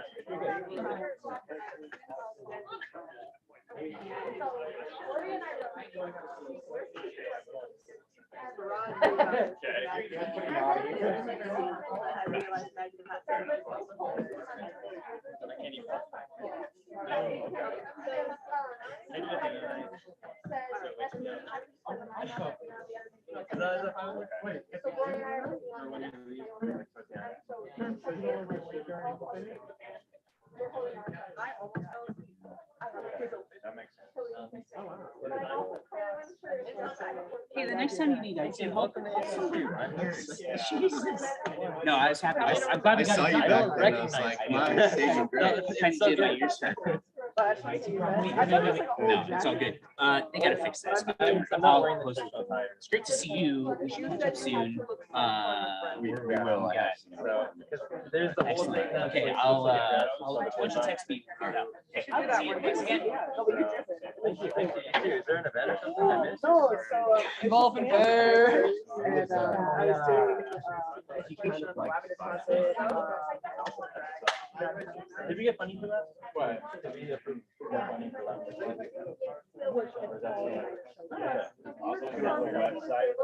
Help me with the bid. I don't know, right? Communication. On the talk or You're terrible at that. You know what it is? But the ratification.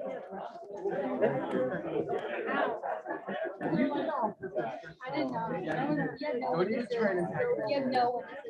I have myself. Nick, you know how many people are running for election? All of us. Yeah. So you know what? Yeah. Watch your back. Watch your back. Just kidding. I know my pen is somewhere.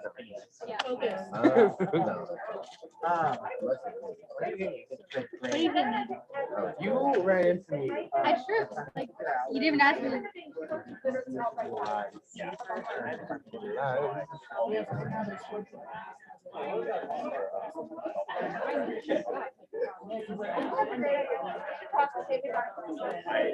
Yeah, I mentioned it to him. I was like, okay. Well, we don't have any legislation. I don't know. I mean, Yeah. like, but Adrian's going to have DEI chair, obviously. And then, like, as far as the elections committee, like, At least just being like a. Yeah. It can be long regardless.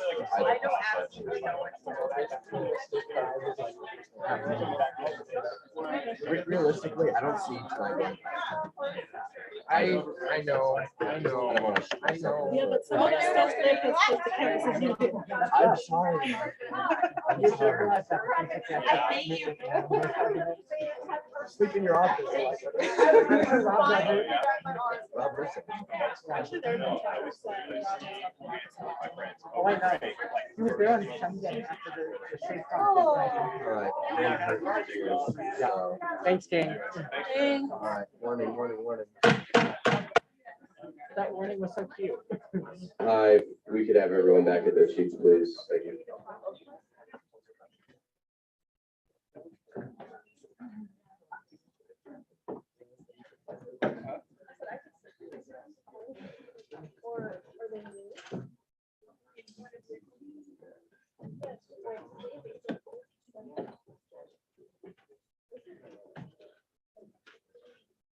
All right, we'll now move into our confidence business. Will the parliamentarian please put 2 hours on the confidence clock? The first thing we have in confidence business is the ratification of the Director of Housing Security, wherever Jorge is, there he is.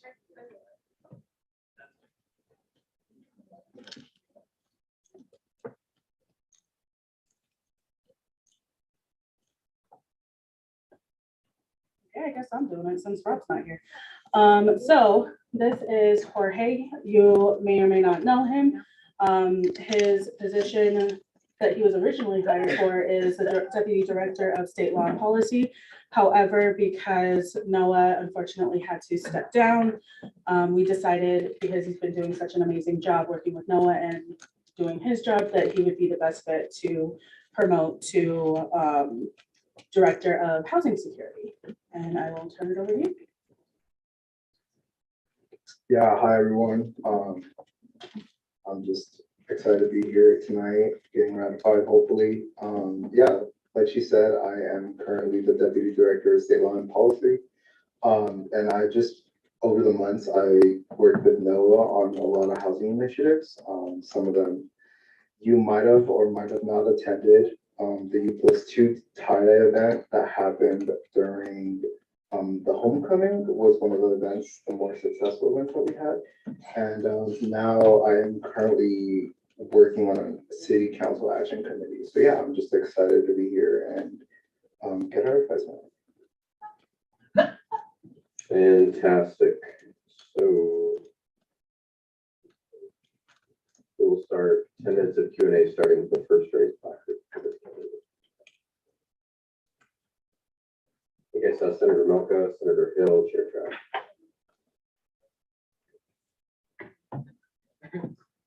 Awesome. Well, I think you'd be great for this position, but I have like just a few questions for you. Well, actually, I think one. But the one question that I have for you is, I asked this to everybody just so you can kind of show us what like skills you have. What kind of skills, positive skills, will you bring to the table for this position? And then kind of elaborate more on your experience, because I know you have a lot of experience within executive and what you've been doing. So, yeah. Yeah, so to rephrase your question, you were asking about what position, like what do I bring to the table? Is that what the understanding of the question was? Yeah, exactly. Like what kind of strengths do you bring to the table for this position? Awesome. So like many of you know, I love talking to people. I love working as a team. And so basically I also run an investment club here at my campus too as well. And so I just love to just work with just everyone else in the community. You know, I feel like ASCSU should be just a community where, you know, everyone comes down, sits, and just communicates with each other. So just what I bring to the table is just listening to other people. Awesome. That's all I have for you. I do. Senator Hill. Thank you, Mr. Speaker. Hi, Director. How are you doing? So I think my first question is more a little more specific. What are your plans to, two questions, what are your plans to do with the housing security in the area of Fort Collins, and how will you be like making it more accessible to everyone involved in the community? Yeah, so last week I attended city council and actually talked to city council and came and talked to the city. And I just spoke forward to them to see if we could work more. And so the city action committee that I'm starting up, we're gonna actually meet on Friday at 1 p.m. I'm encouraging all students to come, and I'm also talking to the mayor and city council to come out and find a way to just end U+2 and get more affordable housing for students as well. Here's the next question. It's kind of like the $1,000,000 question, but it's been argued for decades. It's probably here for years in ASCSU. U+2. What are some goals you have on this particular topic that a lot of the constituents may want to hear? That's been, I know a lot of my constituents and friends and stuff have suffered under U+2, myself included. And so, what are some ideas that probably differ from previous administrations and ways you can tackle this, perhaps? Yeah, so over the months, I've been actually working with NOAA on tackling U+2. We recently passed a resolution last semester to have ASCSU kind of be in the same boat, saying that we do not support U+2. And so now the goal is to get as many representatives as we can to city council and have them add U+2 on the ballot. And that's why I want the mayor to come in and talk to us and other people as well. So we don't have to go the extra mile to do extra work, but to work as a community to actually make a change. I like those answers. Mr. Speaker, are you? Thank you. Chair Trout, you are next. Thank you, Mr. Speaker. I have a couple questions for you. Since you've done ratification before, you probably heard these questions, but it's always nice to get them asked and told.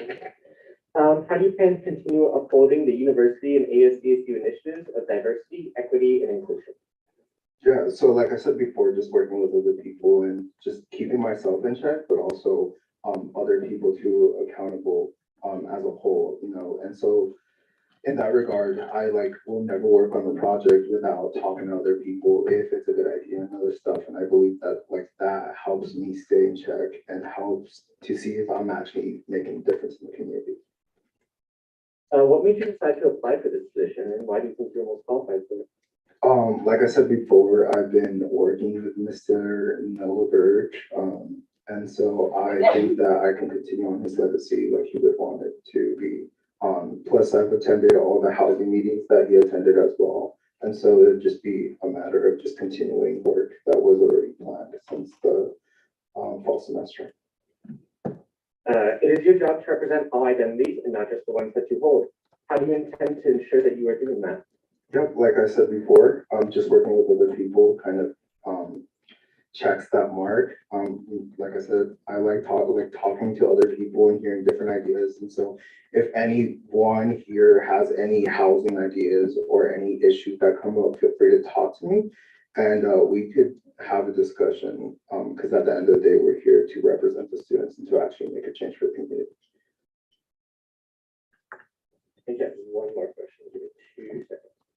How do you plan to continue the long partnership between ASCSU and off-campus life with this job position? Yeah, so I have currently a scheduled meeting with them sometime next week. And so I know the housing fair is coming up next week. And so I am going to try to work with the director of marketing here and see if we could get a table up as ASCSU and just be there to answer any questions. I have also ideas to start working with student legal services and seeing if we could come up with an agreement of kind of just landlord talks with more of the community and stuff like that, since I know that's part of an issue too as well. Awesome. Thank you so much for answering those questions. I yield the balance of my time. Thank you, Chair Trout. Chair Salazar, you are last. I motion to approve this question. Second. Okay, so all those in favor of ending the period of Q&A and entering discussion and debate, say aye. Aye. All those opposed, abstentions, fantastic. Or if I could have you step out while we enter discussion and debate. And he did mention talking with the mayor. Mayor Arndt is coming to Senate on March 8th. So we could ask her a lot more questions about U+2 then. Senator Hill, I think I saw Senator Melga. Hello, Mr. Speaker. Excuse me. I like this candidate. I think he would make an amazing role in this job. He's done really well in this position so far. It's probably deputy, am I correct? The deputy, okay. And he has done far exceeded my expectations for his role. And, you know, I really hope he'll have the privilege to be ratified tonight. And I strongly and passionately urge a yes vote for this candidate. He has my full support. Thank you, Mr. Speaker.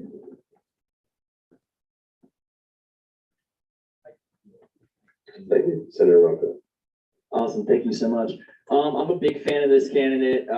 He was one of the first people that I met within ASCSU back at retreat. I would love to see this candidate get ratified. And with that said, I would like to make a motion to previous question.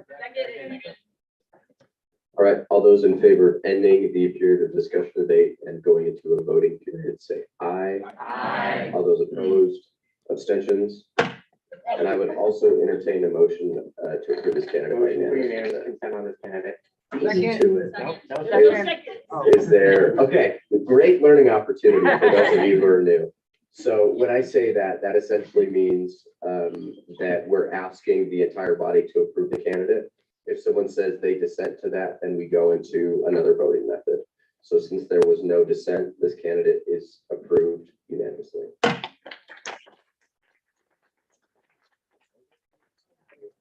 Oh. We voted for ourselves. Yay!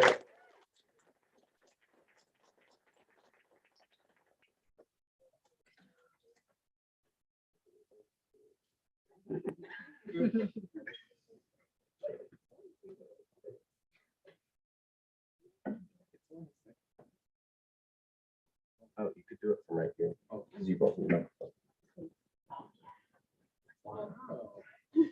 To one of my besties, please state your name. I, Jorge. I,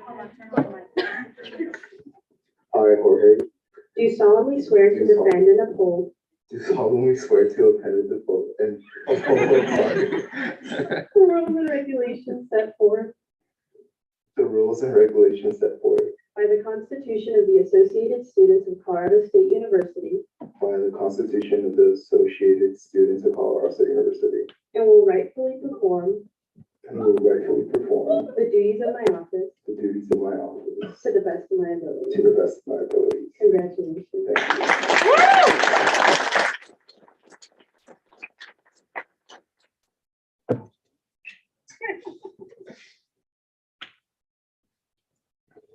all right, now we'll move on to the ratification of the elections committee.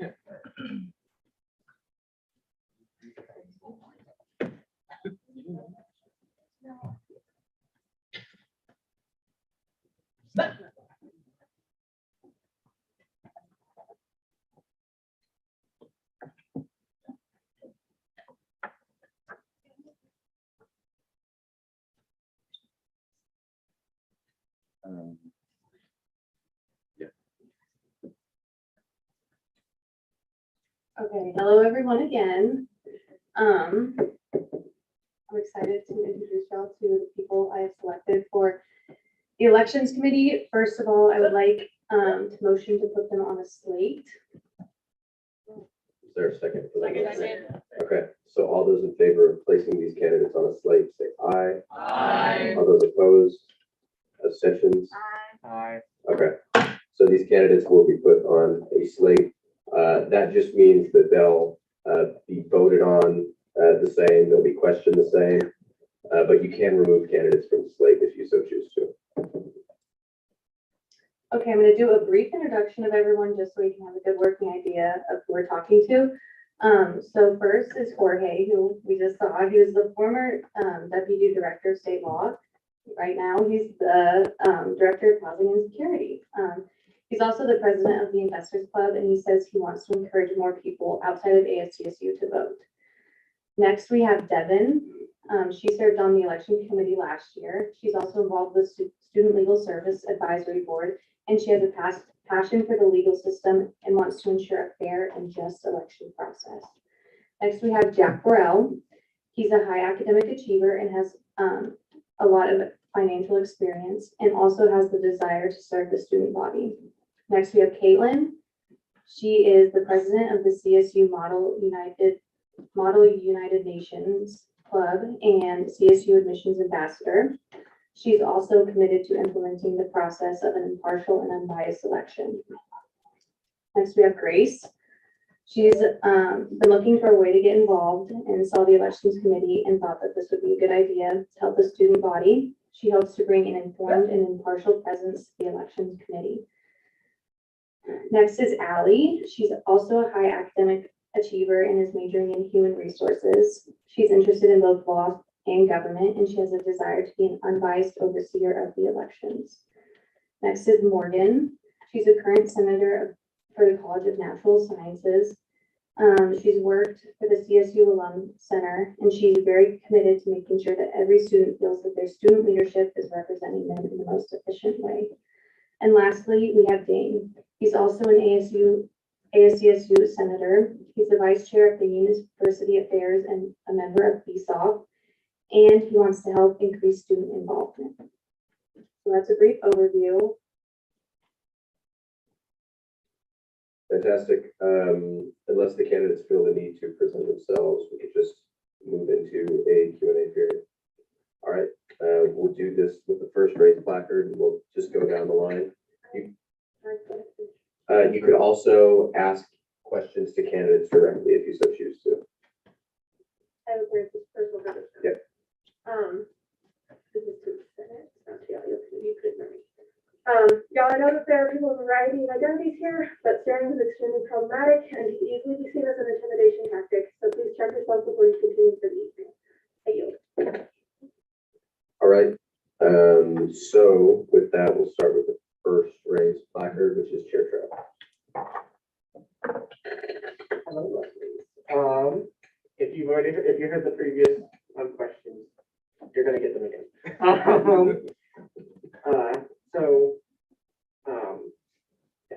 How do y'all plan to uphold the university and ASCSU initiatives of diversity, equity, and inclusion? And that's it for everybody to answer. And please speak into the microphone. Yeah, I think for me, it's just about approaching every conversation with a learning mindset. And then also in this specific position, just remaining unbiased. I think that's the best way to magnify everybody's voices. I know one role of the elections committee is getting people to vote. And I think DIE is really important when looking at people who need an opportunity to share their voice. And so it's really important for us to encourage and promote voting from people of all backgrounds, all identities, etc. On the surface, DIE is about making sure everyone has equal opportunity and access, but I recognize that I'm not the best person to speak about that. And I think the most important thing is to make sure that you never speak for anyone else or talk over anyone else and ensure that everyone has the same opportunity to speak in any given time. Like Grace mentioned, I kind of want just more people to vote, and that's just encouraging every single person, no matter just anyone, to be honest, to come out and just vote. Because at the end of the day, like, we're representing the students, like I said. For me, DEI is of the utmost importance because it's about not only treating each and every single person equally, but it's also about ensuring that they have a seat at the table in order to ensure that their voices are heard.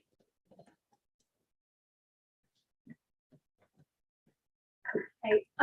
When entrusting us with as something as important as overseeing elections, especially for student government, it's, in my opinion, that it's very important to represent everybody in student government, not just my voice, not just my biases.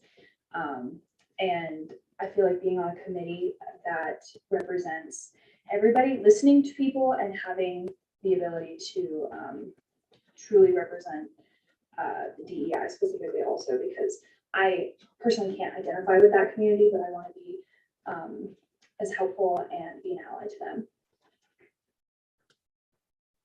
Yeah, I believe that everybody should have a voice, and the best way to do that is by voting. So every vote must be fair, and everybody has to have equity in that. And if we don't have that, then nobody important has a voice. So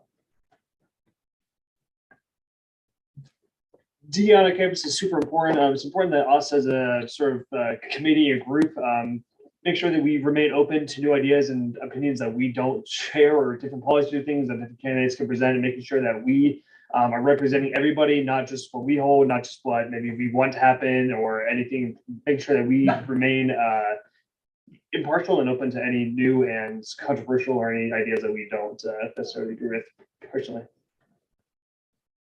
Thanks, y'all. Have y'all read the elections code?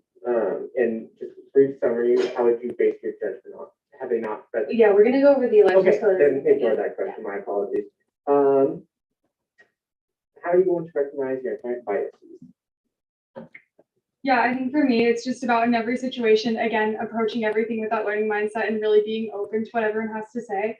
And then if there ever is a situation where I would have a really strong opinion, I think it's important to always involve like someone else on the committee to make sure that I'm like equally considering everything and equally upholding like policies and things like that. So yeah, I think it's just about treating everyone equally and then remaining in that neutral mediator position. Yeah, I really appreciate how Ali mentioned group discussion. I think that's very important in removing those biases from something like an election. And as an aspiring attorney myself, I really do value justice and unbiased work. A lot of times inherent biases can be snap judgments that someone doesn't even know they're making. So the most important thing to address them is giving yourself a lot of time to make a decision to ensure that there's no bias in it. And if there is, addressing it properly.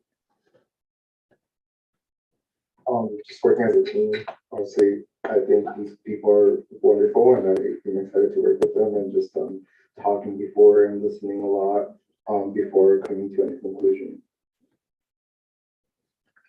For me, I think it goes deeper than just being on a team and participating with everybody else in the committee, but actually like leaving my personal biases at the door when I enter that committee room in order to ensure that I'm giving each and every single individual their own and equal opportunity in order to get their voices heard. Walking into this committee, I find it incredibly important to leave my own biases at the door. Walk in there with a very impartial, non-biased opinion, because we, like I said before, we're dealing with a very important aspect of our CSU community. yeah, I believe that integrity and accountability are two of the utmost importances on being on a leadership team. And so being accountable to my team members, to the student body, to those in this room, that will help me keep my biases in check. Yeah, and sort of going off of that, making sure that we hold each and every person in this committee accountable. We all come from different backgrounds and hold our own different biases, things like that. So making sure that we as a group hold each other accountable is the best way that the committee as a whole will stay impartial. All right, my last one, it's going to be a little bit more of a head scratcher, so just think on that really quick. How have you directly and tangibly challenged racism in your life and have worked to be actively anti-racist? And please take as much time as you need to think and process through that. You don't need to rush through those questions. Yeah, I mean, I think this is inherently a tricky question. But I would say in my own life, it's just recognizing, again, those inherent biases that maybe even I don't recognize that I have, because I do feel like I've definitely been raised in a bit of a bubble. So I think breaking out of that at CSU has been a really big thing for me. And just making sure, again, that I'm treating everyone in an equal way, and then keeping in mind those things that, again, I wouldn't notice. So that could be asking people if like, hey, what's your opinion on this? And really taking into account everyone's opinions to make sure that things that I don't see are brought to my attention, and then I can always work to be better.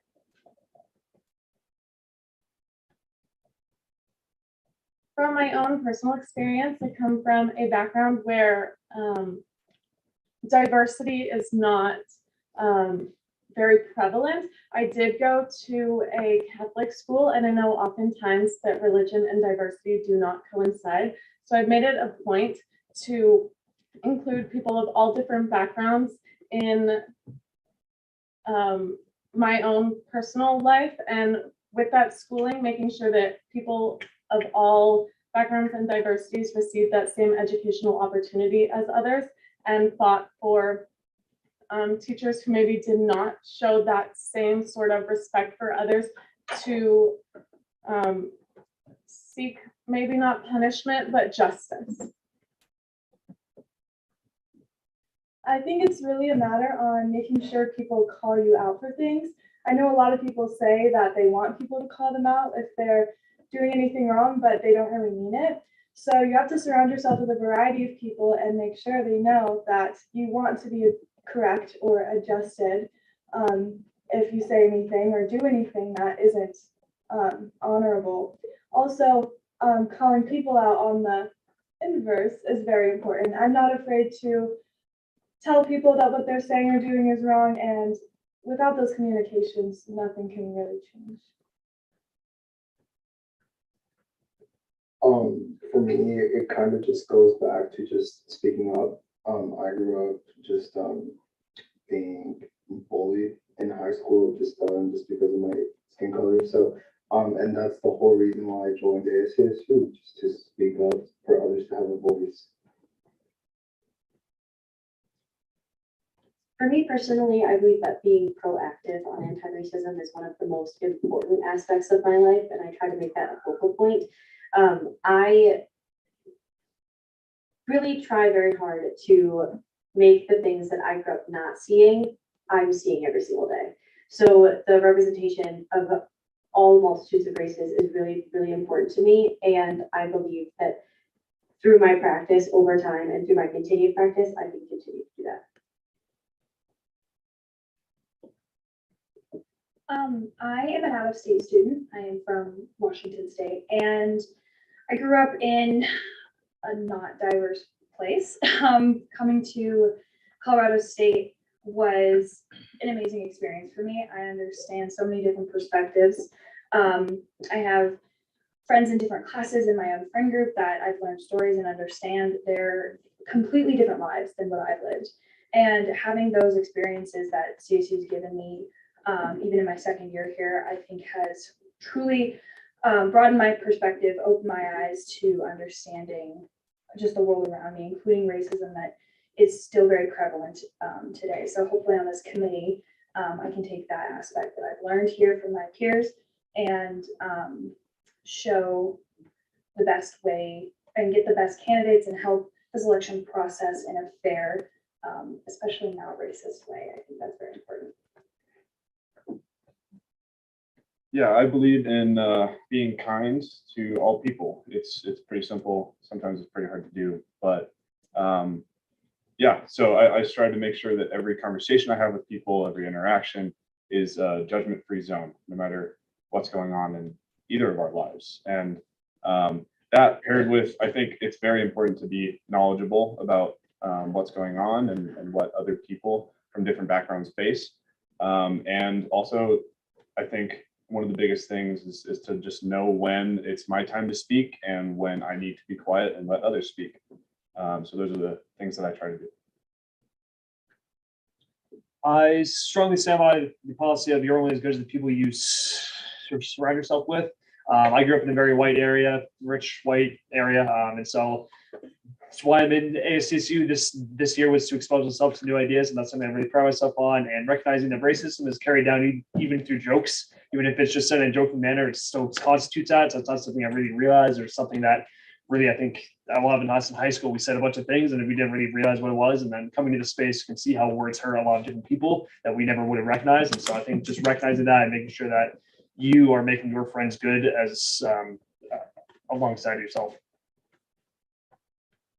Awesome. Thanks y'all for the answers. And those are the things that, as an elections committee, I think that's really important to have as a guiding principle. With that, Mr. Speaker, I yield. Thank you, Senator Athey.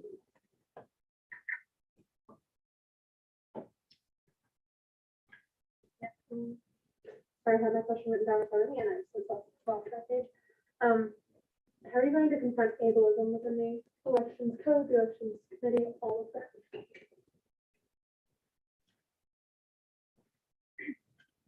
Yeah, I mean, I think for me, it's very similarly realizing the things that I don't notice.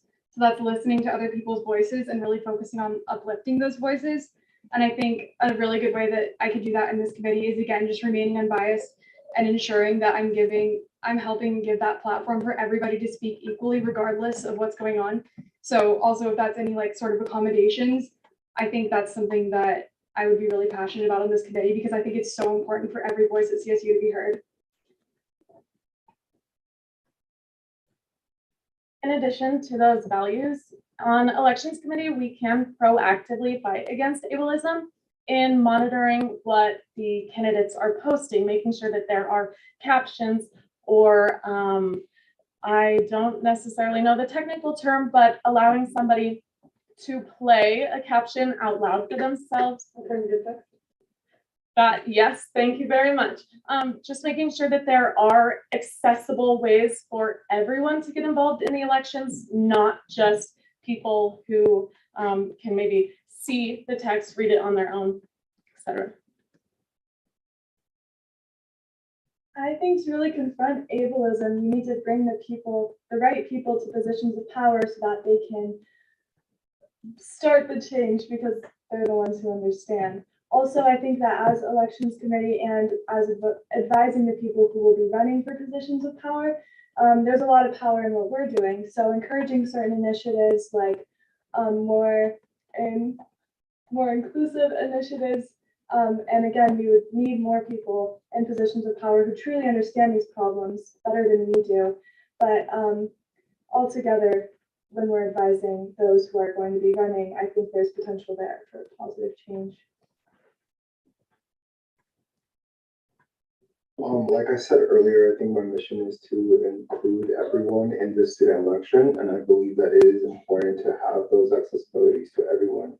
And so tabling outside, making it easier for people to go and like sign up, or like even having closed captions when like people are like presenting, or just small things like that, or like sending out emails, or like different forms of ways to communicate are important, and are ways to like prevent ableism.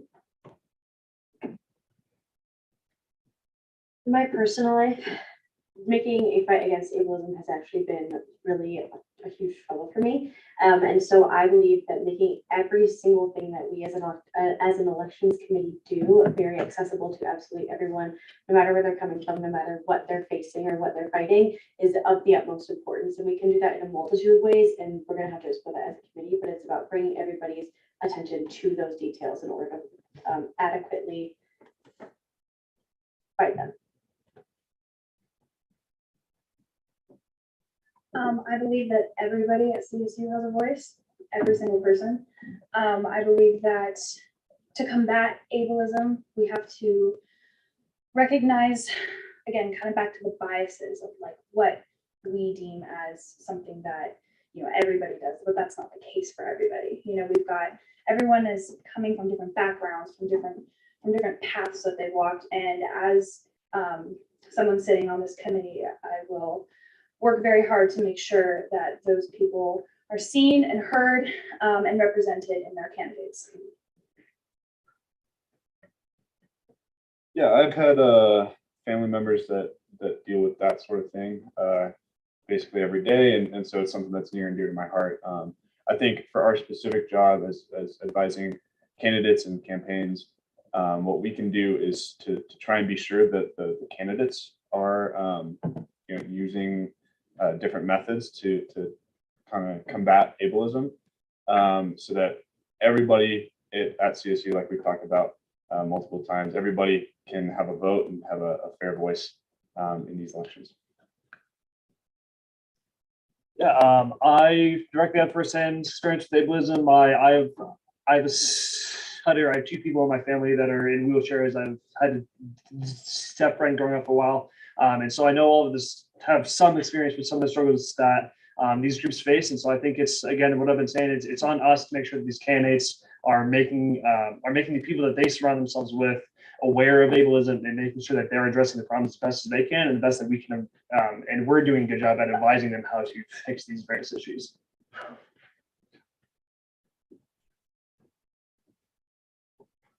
Are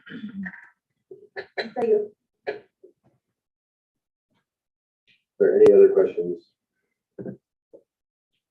Seeing none, thank you. If you would all step out, we'll enter a period of discussion debate for 20 minutes.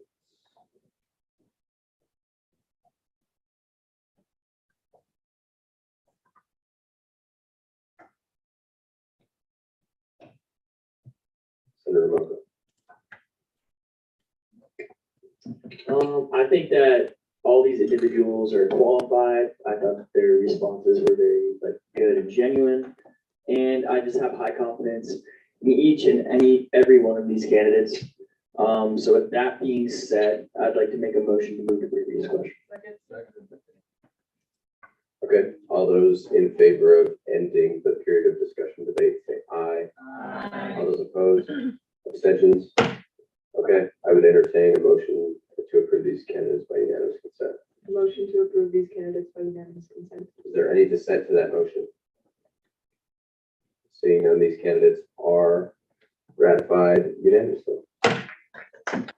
Okay. Good. You could clap quiet.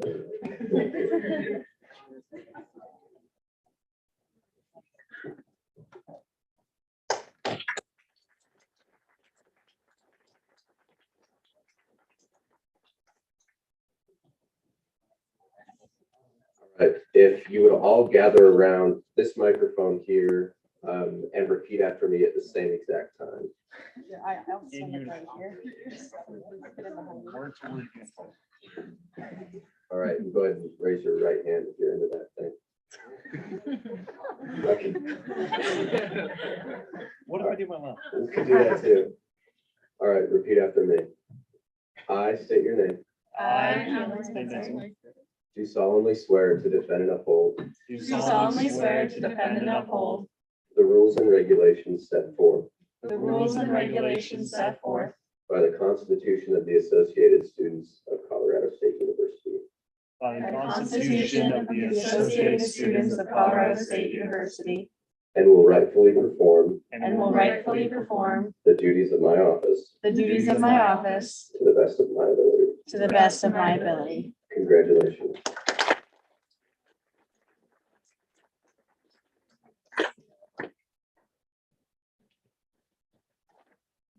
All right, let's do this all over again one more time with SFRB. Well, yeah, so if we could bring SFRB on down.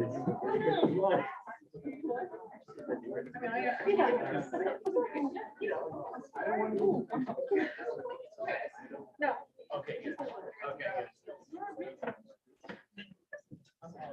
Go. Yeah, no, you You don't have to go back. I get it. Trust me, you don't want to do this.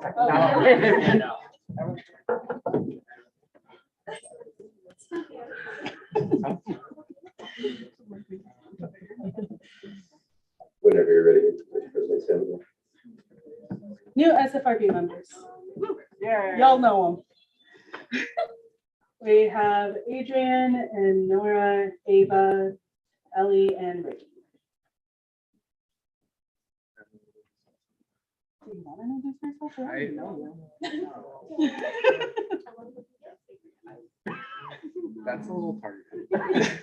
All right, so if you don't want to do introductions, we could just go into a Q&A period. Second. All right.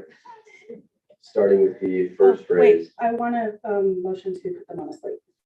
Okay. Second. All right. All those in favor of putting these candidates on a slate, say aye. Aye. All those opposed, abstentions. Aye. All right. So Q&A starting with the first raise of placard.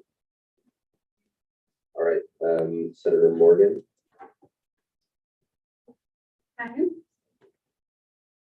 How will you put your side devices to remain impartial to where you can benefit all students, not just who you represent? kind of love the first one, right? So I think, especially in like SFRB, because it like affects the student body, and especially where I come from in the student body, remaining as impartial as possible, like you said, and taking into account that not only am I representing like every other student, I lost the thought. Anyway, but yeah, staying as impartial as possible to benefit CSU's campus community and not myself, and not acting out of self-interest.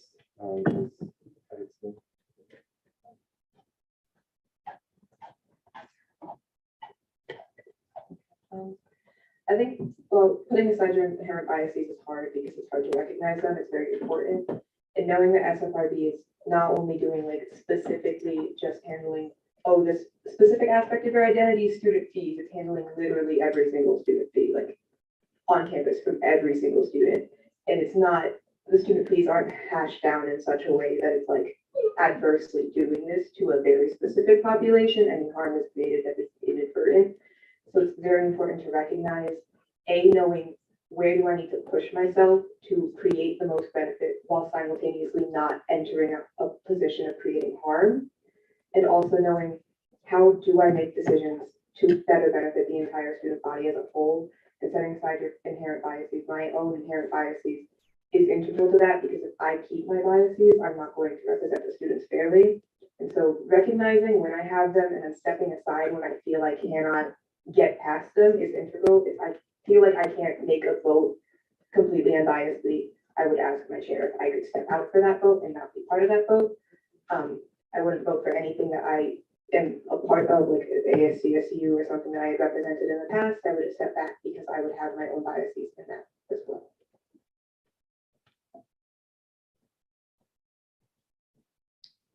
So to answer your question for me, I would try to check my own inherent biases. Like kind of what Nora was saying, it's a little bit hard to see your own.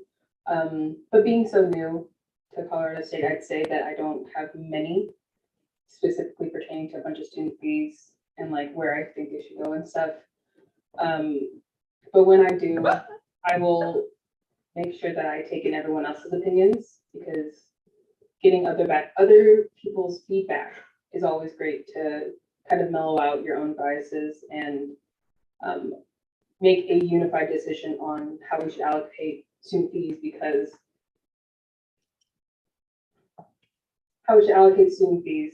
because we do pay a lot and we do have control of a lot of money. And so making sure that we can allocate that money to where the most students would be benefited was ultimately our total goal and what I would strive to help SFRB accomplish. My first time up here, I'm kind of nervous, but I think it's crucial to put aside your own biases.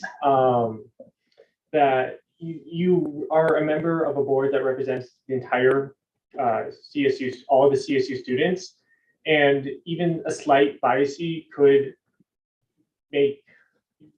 change your judgment in such a massive way that it just makes a mistake for everyone. So putting aside your inherent biases but I will put aside my inherent biases, whether like work on me finding out more because I know I have more. Everyone does, but working on myself, finding more inherent biases, and putting aside the ones that I know I have will be one of my main goals.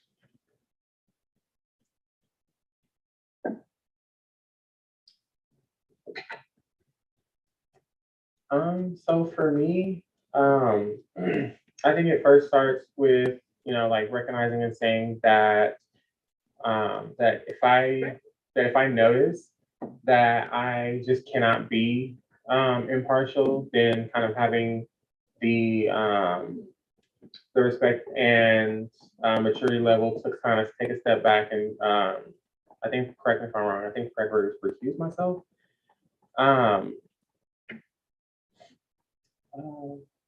Yeah, also just kind of being aware of what my own implicit biases are, given the communities that I'm a part of. That's pretty much it. Well, we'll have a lot of questions. Why do you want to be part of SFO?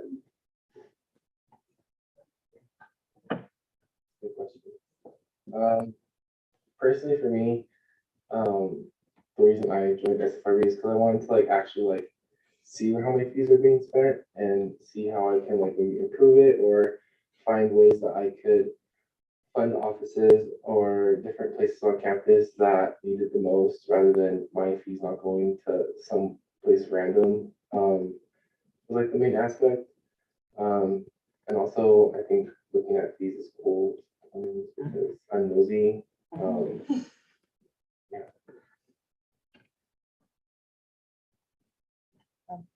I also have a great interest in knowing where my fees are going because we're all spending a lot to go here. And I would like to know where it's going, what it's funding, how it's funding, how it's being used, essentially a big part of it. Also, I have interest in SFRD because a lot of it is budgets. I do a lot of stuff with budgets anyway. I'm an accounting and econ major, so dealing with budgets and dealing with like money inflow, money outflow is a big part of what I do as an accounting major. And so I've gotten pretty decent at like evaluating budgets, seeing where in discrepancies that shouldn't be there, where things are that don't make the most sense, where things that could be better allocated to provide the most benefit are. I can kind of like look and see and do some math that can evaluate that. And I wouldn't be doing a whole lot of that with SFRB. I'd be mainly looking at it and being like, this seems weird, or this seems right, or this seems good. But having that knowledge of like, I could feasibly do this if I do have that pressing question, and then knowing who to contact about like a pressing question or an issue that I notice in a budget is really helpful and beneficial to me because I'm helping further my education for my degree. I'm getting a lot of technical experience in it as well. I'm doing something I genuinely enjoy, looking at budgets. I don't want anyone insulting me from this statement. But yeah, so a lot of interest in student fees and a lot of interest in like where it's going is the primary reason. I would say one of my main reasons of joining SFRB was for the experience. I'm very much a person who just loves throwing themselves in and trying something new. And as well as being in the College of Natural Sciences, we as the senators or representatives of College of Natural Sciences already deal with tech fees within our own college, and we have to already deal with allocating those tech fees and where we're going to spend them. And so doing SFRB with my College of Natural Sciences, they both will benefit each other and they both will help each other, as well as give me experience on doing both of them. That's what I would say my main reasons are.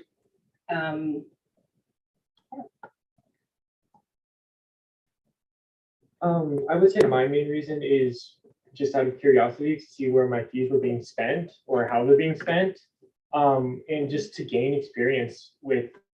This is an area that I'm not very familiar with, so I wanted to just learn more and just see where my fees were being spent. I think for me, just like when I kind of take a hard look at all of the identities that I hold, in the short time that I've been here, I have been able to see how, how Black students, Latinx students, trans students, pretty much students of just about any marginalized identity have been historically and systemically, what's the correct word I'm looking for? Not only like underrepresented, but honestly just like, oh, not someone trying to silence me. Is it not working? Okay, there she go.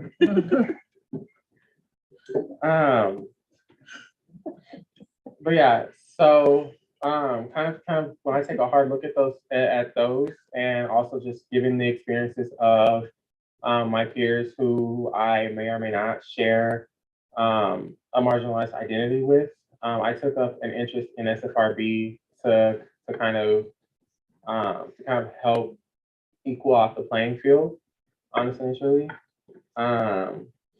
and make sure that, like I said, that students of marginalized identities are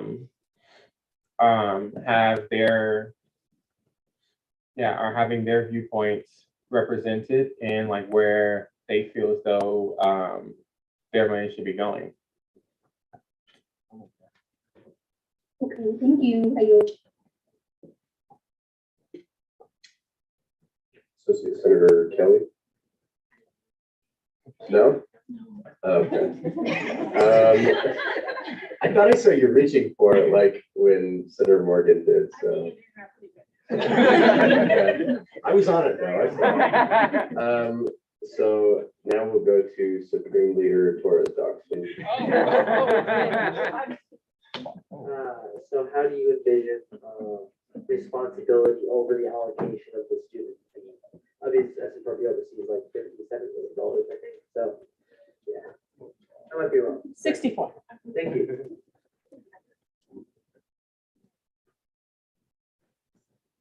Yeah.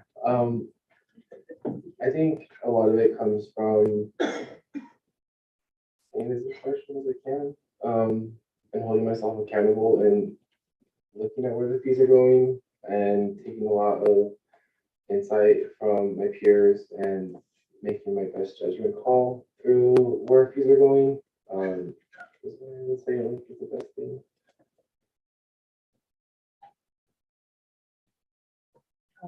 Supreme Leader Torres Doxson, may you please repeat the question? Yeah, for sure. It's how do you envision responsibility over the allocation of the student fee? I know it's a massive responsibility. It's a $64 billion responsibility of people's money. So it's a lot. I think the biggest part of it is knowing what assumptions they're at, like what assumptions are they operating on, and using those assumptions to base, like, are they asking for something that seems obscenely high, or are they asking for something that seems way, way, way too low for the amount of students they serve? And trying to better, because the goal of SFRB is to make sure our student fees are used in such a way that provide the most benefit to our student body. And so making sure we know and identify where's the money coming from, where's the money going is the biggest part of that, because it's coming from our students, but if it's not going into programs that are supporting them, we're failing in our responsibility, being responsible in handling that money that our students are entrusting us with as a body.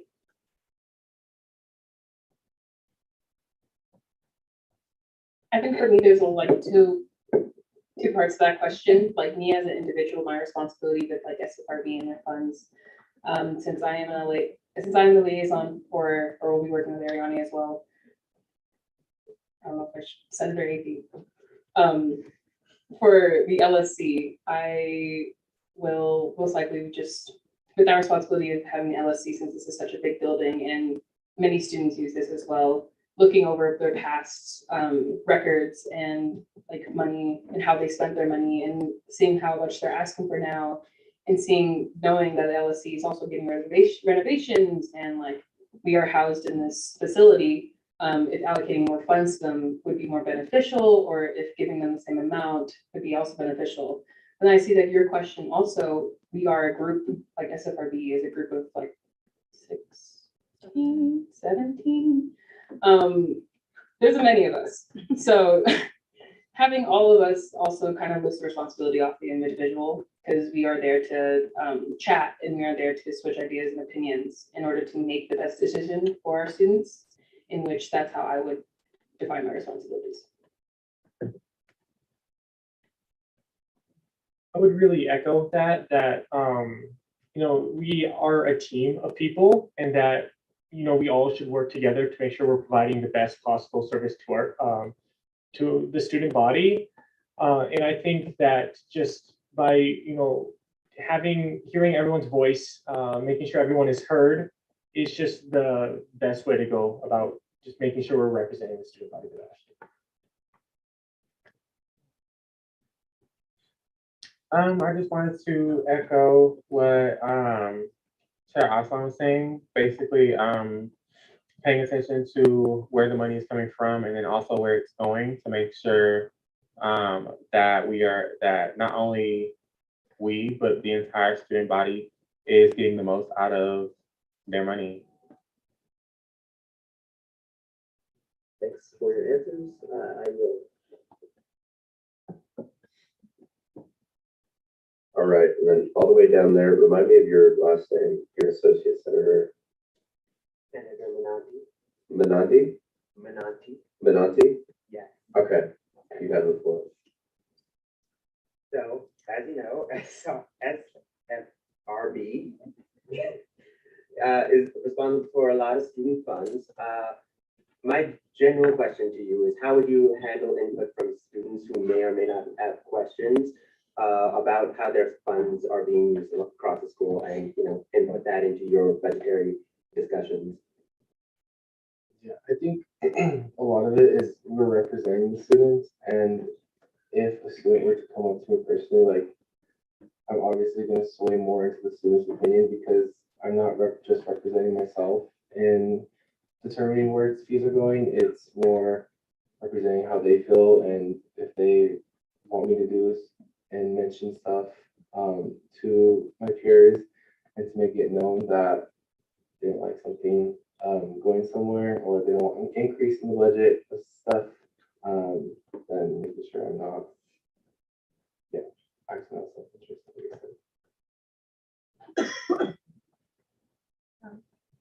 If a student had ever come up to me and was like, I have a question about where my fees are going for this specific area, if I was not able to answer that question, I'd ask that they give me time, give me their contact info, I'd get the information, and then I'd answer them, or I'd connect them with someone who could better answer them, because I don't have all the knowledge needed to answer a lot of these questions. Like, I'm a student, the same as them.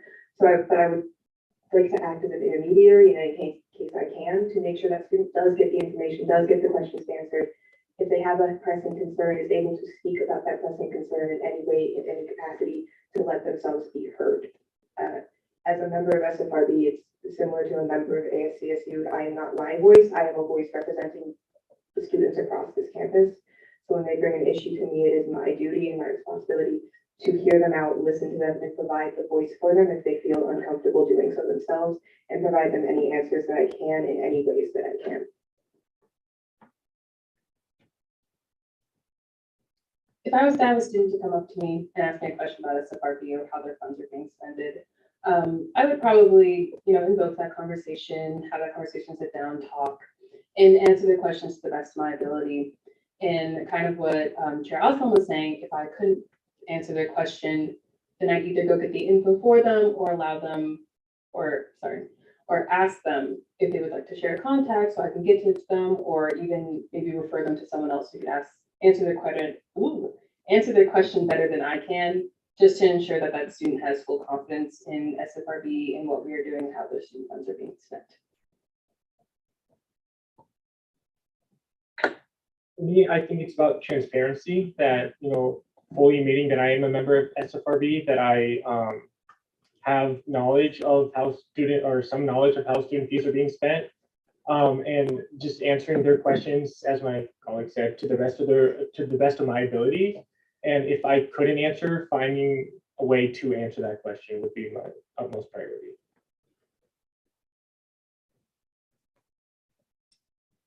I think, again, just echoing what my colleagues are saying, basically, I would give that student the same attention and respect that I would want.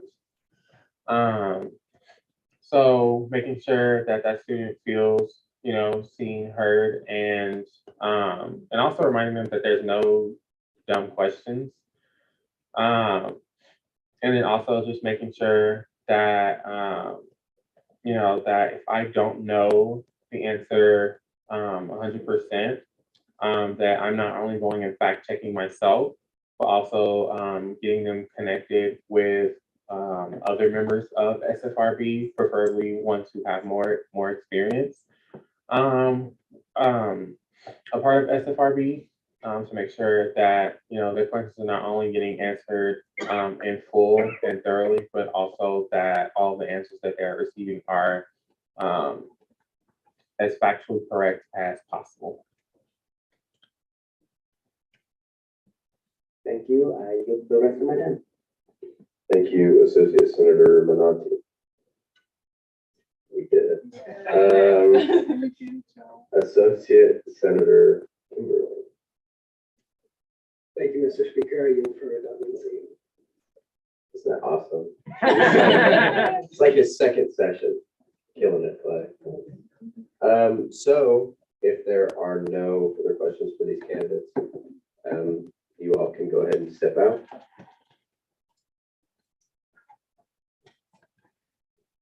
All right, Senator Mocha, Supreme Leader Torres Doxy. Awesome, thank you so much. Kind of like with what I was saying with a lot of our candidates earlier, I think that we asked all these candidates lots of questions. Their answers made sense. I think they have a very good vision going into SFRB. I trust them with these responsibilities, and I don't think there's any other candidates more qualified than these to hold these responsibilities. So with that being said, I'd like to make a motion to move to previous question.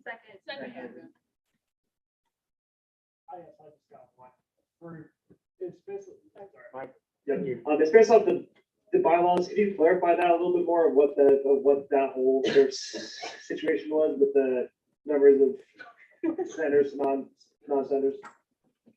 Just for clarification. You mean when I was talking really, really fast during my report?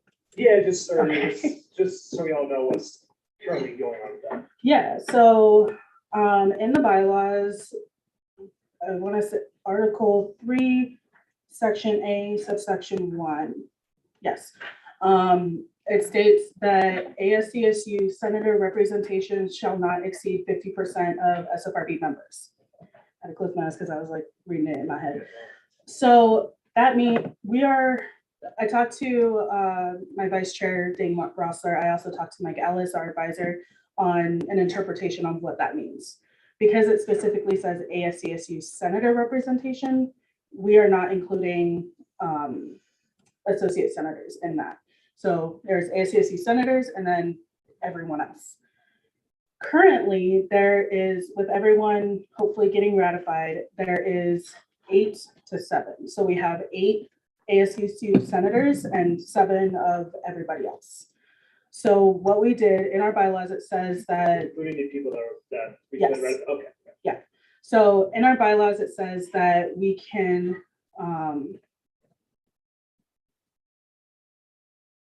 okay, sorry. I get distracted. My ADHD medication has worn off like a long time ago. So in our bylaws, it states that we can, as a board, can vote to suspend the bylaws at any given time. So what we did was we took a vote to suspend that portion of the bylaws with the contingency expectation that I will continue looking for more SFRB members outside of ASCSU. I yield to Senator Avey. Mine is more actually a comment to you.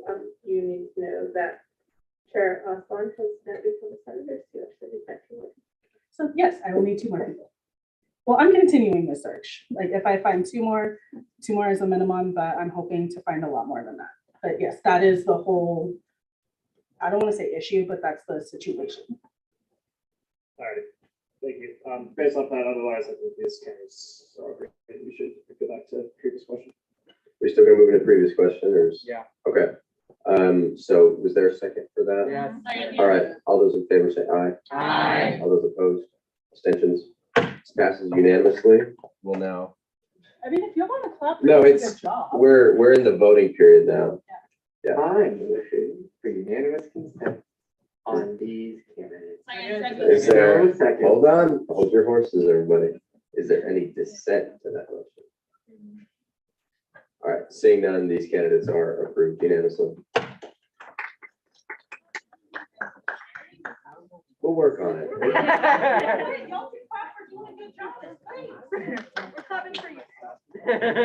For me.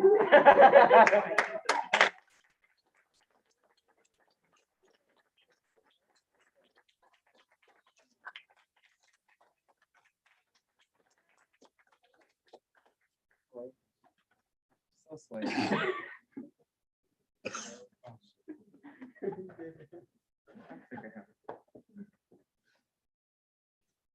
All right, repeat after me.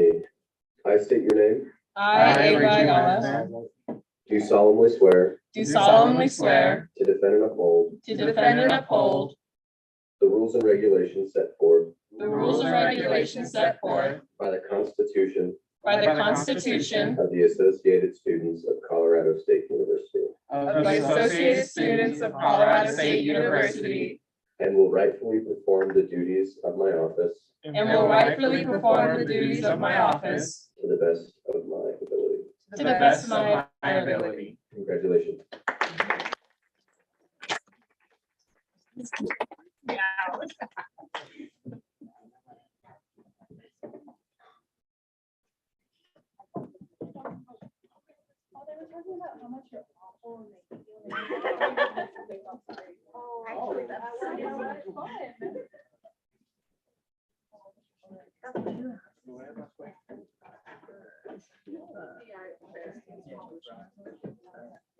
Pardon? Oh, it wasn't sent out in the email, so we're not. Yeah. Sure. It'd be cool if I motion for a 5-minute recess. All right. We have one thing.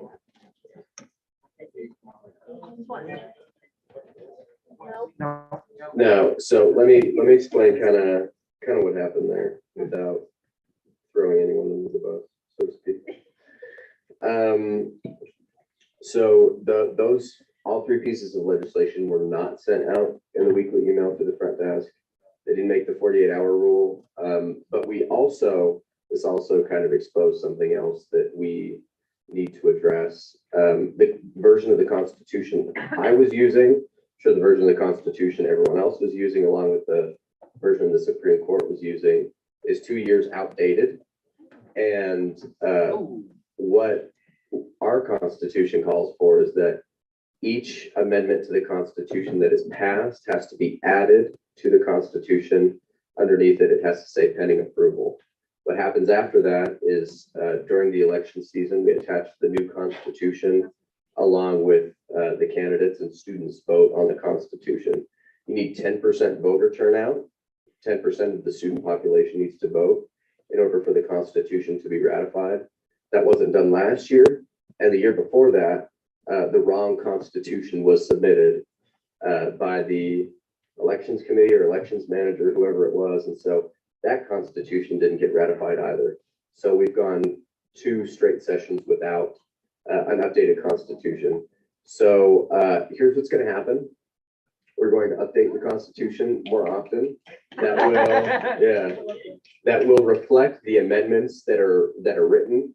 The problem was here is that there was an amendment that was written that kind of clarified the accessibility rules and what exactly that means for the 48-hour rule. And so that's where we're going from there. I think. I'm just gonna add something. Okay, Chair Trout, go ahead and add something real quick. For those worried about it, our lovely parliamentarian last year, God bless his soul, Kevin Clark, wrote a lex that put in all the changes from the past 2 years, and that's what we are currently operating under because we passed that. So that's the pending approval. Yes, with all changes, I think there's all changes in there this year, but there's enough flexes that we can go through and add those in pretty easy. So those do exist, they're just not on the website, but we're working to get that rectified. Senator Hill. Hello, Mr. Speaker. Let's see what time does the Senate end? 11, right, mandatory? Yeah, that's the hard cutoff that I'm gonna do from here on out. Oh, wow. You're recorded, right? Take a minute to compose myself after that. Okay, so on behalf of myself and the authors, there's 4 pieces of legislation. 3. There's a Lex. Well, President Long is he's pulling the Lex regardless. I would like to and emergency use only, according to the Constitution, read in full for emergency use only. Am I correct? That is what it calls for. I would like to bring up and read in full only 2 at the request. Resolution, let's see, Bill 5211 and 5212. with 10 minutes of discussion and debate. All right, Chair Trout. Just really quickly for the Senator Hill, why exactly are these two the ones that say that they are urgent? Well, can I yield to President Long? Sure.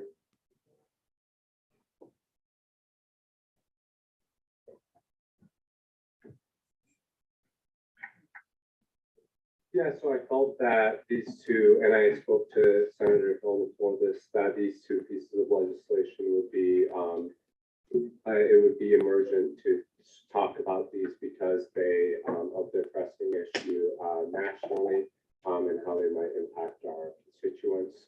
I understand if we do not want to read it tonight, I completely understand if we want to remain accessible, but I felt that there should be at least a discussion more warranted on how emergent these issues would be. So with the context of emergent, it would be more like if there's a deadline next Tuesday, then that would count as emergent. Is there a specific deadline that these two bills need to meet if they're assigned? The equal one has to be done by February 17th. So that I wouldn't necessarily call that emergent since we can do both of these next week and still have plenty of time to have these go through committee and all these sorts of things. I wouldn't count this as urgent. Recognizes that it is a lot of things that we aren't going to be looking at, and a lot of it has been on our agenda for a while.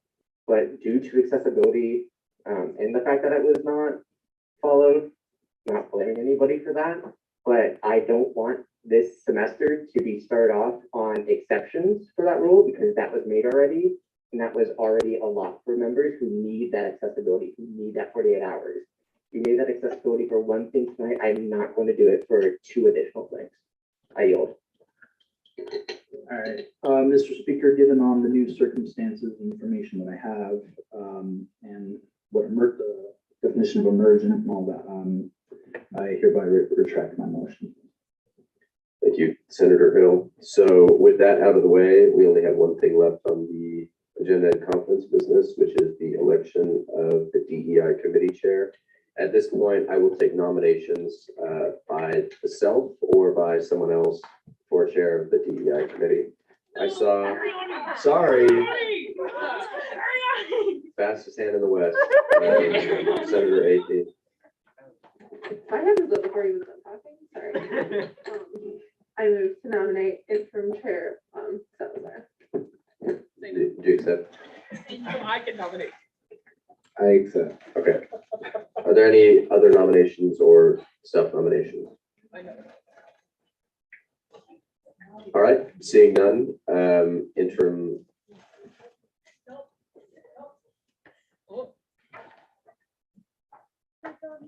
Okay, well, yeah.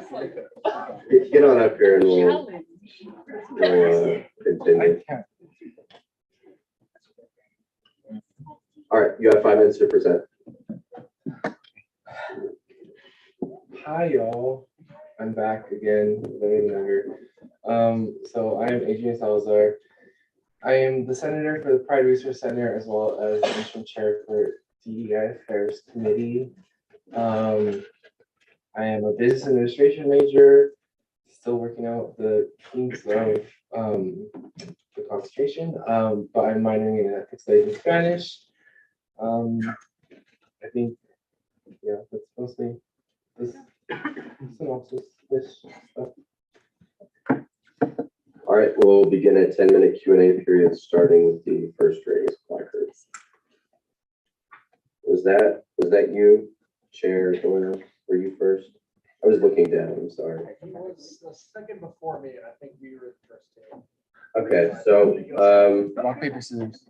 So I'll go Denson, Doyle. No, Doyle was first. Doyle was first. Okay, Doyle, Denson.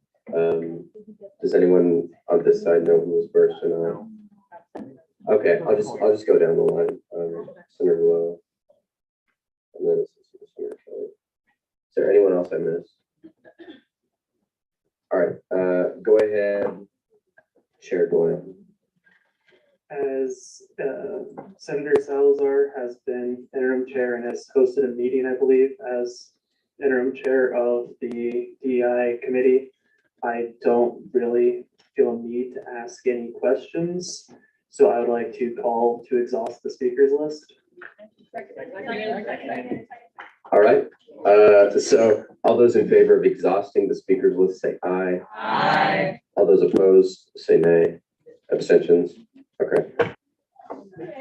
All right, so Senator Jensen, you're now next. I was basically going to say we don't need to ask me. Okay.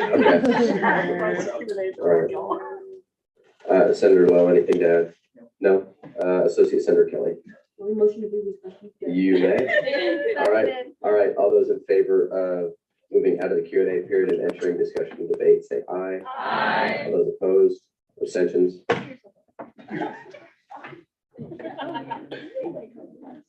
Yeah. I would like to motion to unanimous consent. Well, I think first you'd have to motion a previous question and then we'd have to vote on it. Motion to the previous question. Second. All right, all those in favor of ending the discussion and debate period, say aye. Aye. All those opposed, abstentions? Yeah. Or unanimous consent. Is there any dissent to that motion? Seeing none, this candidate is approved unanimously.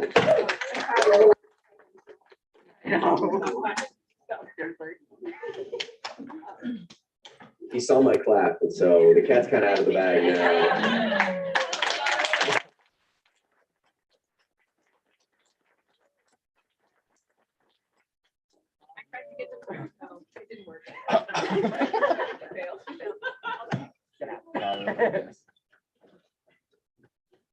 All right. This is the second time you've sworn this oath tonight? All right, repeat after me. I, I state your name. I, Adrian Salazar, Do solemnly swear to defend and uphold do solemnly swear to defend and uphold the rules and regulations set forth the rules and regulations set forth by the Constitution of the Associated Students of Colorado State University, by the Constitution of the Students of Colorado State University, and will rightfully perform and will rightfully perform the duties of my office the duties of my office to the best of my ability. to the best of my ability. Thank you.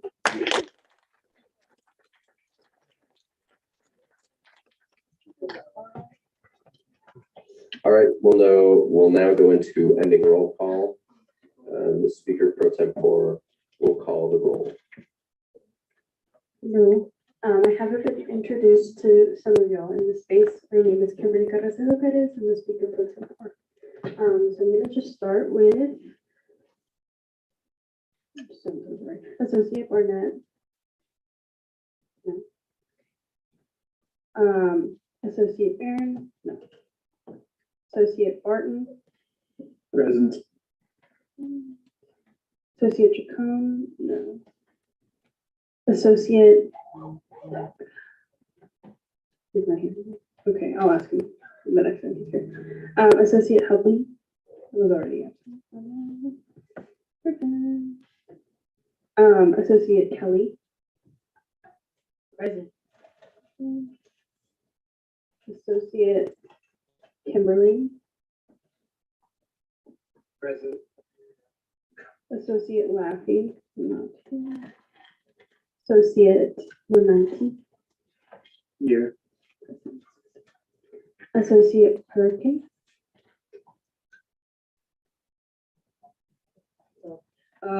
It's Perk and here.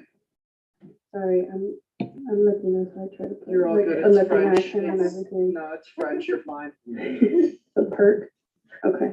Like Like the perk. Associate Scott Perez. Perfect. Associate Ben Torres Doxy. Here. Chair Osman. Here.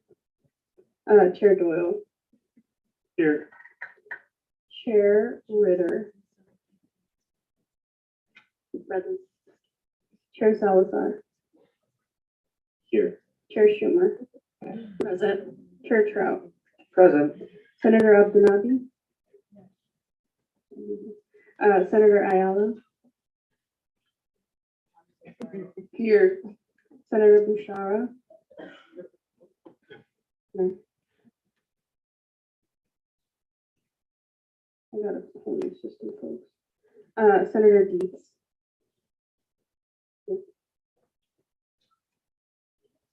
Senator Denson. Here. Senator Donaji. Here. Did I say that right? Donahi? Donahi. I like that last one. Senator Hill. Here. Senator Johnson. No. Senator Kelly. Here. Senator Kramer. No.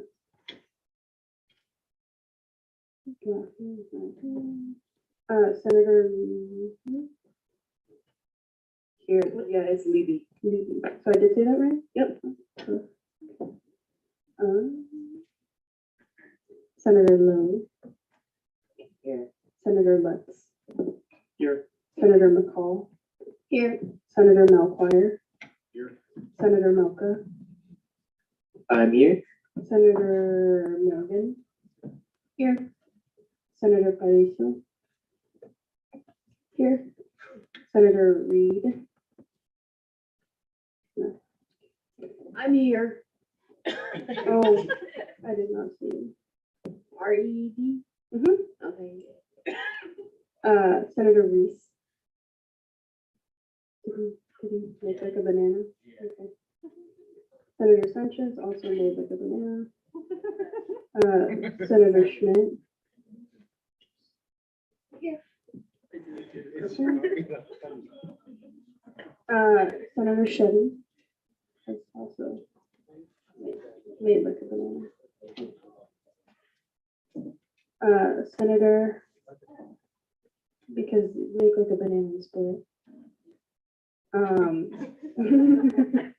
Senator Singh Soti, pronounce that any. Sodi. Just Soti. Yep. Senator Taylor. Senator Winston. Here. Senator Wright. Present. Thank you, Mr. Speaker. All right, bear with me, not much left. Caucus report. Order, was I on that list? I did not hear my name, but I also literally could have just not heard it. I saw you. Thank you. All right, Women's Caucus, is there a report? Hello, everyone. Women's Caucus will resume. Actually, I have to send out some scheduling stuff. University Affairs is running the same time on Tuesday from 4 to 5, so we will be figuring out when to move that meeting to get everyone's attendance. That would be great. I am still working on the You Matter Period campaign, waiting to hear back from. University Affairs is not on Tuesday. Oh, it's not? No, not anymore now. You can do that Tuesday if you want. Oh, crap. Well, okay, I'm sorry. I was just going off of a schedule that I had seen, but all right, cool. So we'll keep it going. Still working on the You Matter Period campaign. Waiting to hear back from facilities management and a couple other places to see where products need to be. Still have that Excel form with all of the buildings and rooms and whether or not it has products or needs products. So if you come across the bathroom, I know men, it'll be few and far between that you'll have menstrual products, but our trans women and all of our gender neutral bathrooms, we are still getting a big consensus of everything. So yeah, if you find a place, if you frequent a bathroom, frequent an area that's not really on the main thoroughway, that'd be great. Just send it my way. You can either send it to Adeline Schumer at Colorado State or Women's Caucus. Thank you so much. Have a great night. Thank you. Constitution Caucus. So hello, everyone. I am going to give my last update as Constitution Chair.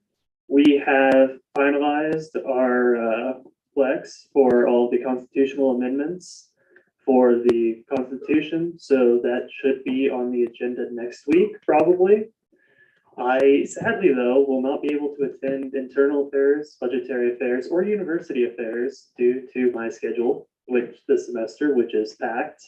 So I will just be sending an email to those committees with basically all the various reasons why we did it, reasoning for and against each of the various amendments that we made to help with that process. Members of Constitution Caucus who are part of the Slack channel, I will be archiving that channel within a week. And yeah, that's about it. I am officially dissolving Constitution Caucus. I yield. Thank you for your service, Chair Doyle. Yeah.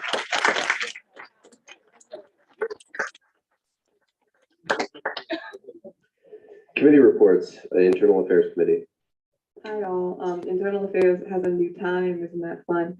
It's Mondays 2 to 3, please come to my committee. Our first meeting will be, sorry, Senator Ayala just said they can't come to my committee directly to me. Our first meeting will be Monday.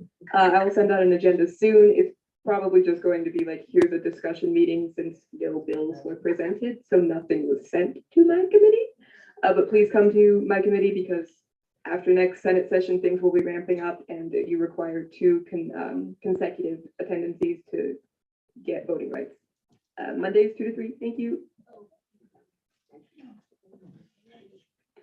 Fantastic, budgetary. Who is that now, by the way? Me. Oh, I don't know why, sorry. Tomato, tomato. Anyways, hi y'all, I'm Chair Ritter and I'm the Budgetary Affairs Committee Chair, new elected since December. So a couple of things, we'll have our Friday meeting from 11 to 2 p.m. In the Slice Conference Room, we'll have that every week. And we will probably do re-elections depending on what everyone thinks there. But I've also been considering switching times for budgetary affairs. So if anybody has any ideas for that, let me know in the Slack. And also, if you're not in the Slack, let me know and I can add you to it. There's a new Slack for budgetary, but I also added everybody that was in the previous one to mine. So let me know with that. Something that I was made aware of last week was the groom transportation bill incident. So we discussed that a little bit last week. So originally, ASCSU had allocated $14,000 from ASCSU, but $25,000 was overspent.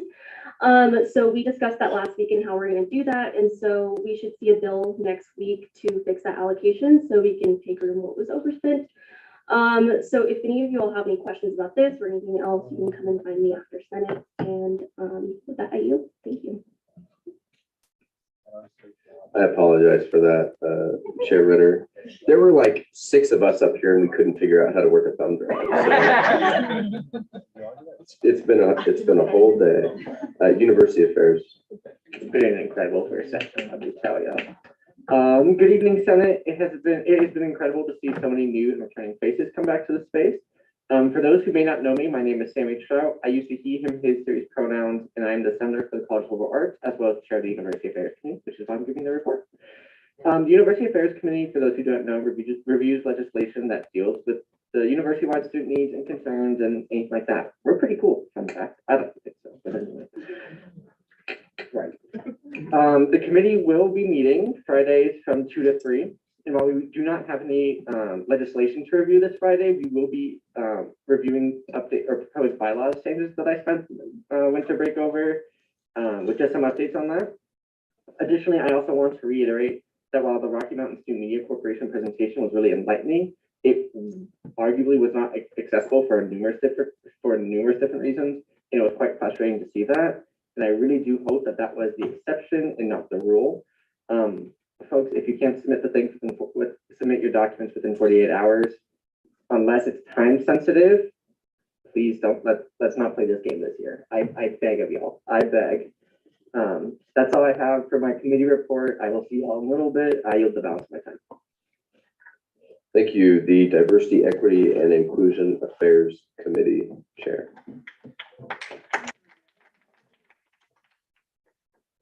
Thanks. Contrary to Chair Trout, I believe that we're the best committee.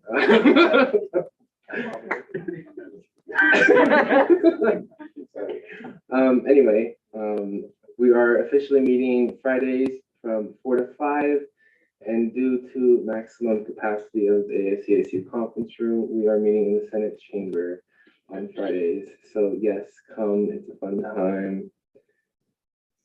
Just come, it's a fun time. Bye all.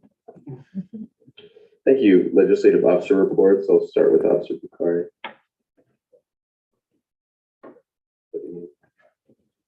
Yeah, Speaker Pro Tem Board kind of said it first. I thought I normally started. Long night. So, hey y'all again. My name is Kimberly Carrasco Perez. I am the Speaker Pro Tem 4. One thing that leadership has spoken about, we've spoken about a few things, and specifically Officer Bukhari and I will be cracking down on attendance this year, because if we don't crack down on attendance, how are we supposed to make sure that the bills, Lex's resolutions that are being seen are being accurately represented by y'all? So we will be cracking down on those. We already have a system in place, the free strike system. For everyone that was absent today, they won't be receiving a strike, they'll be receiving a warning. But moving forward, senators do have to be here every session. And then associate senators, I believe it's every 3 sessions, or yeah, it's every 3 sessions. And then after that, that will be a strike. I have a whole system in place to track how many times I've excused you, how many times you've been absent. So please don't make it a habit. Obviously, things pop up, so be sure to tell me those in time. That way I can, in fact, excuse you and not count you absent, and then need to have a conversation that neither of us are gonna like. Secondly, Kevin Clark has just passed me the admin for our Slack. So I will be instituting office hours. You can change those yourself. But please, if it's 11 o'clock at night, no, leave the Slack alone.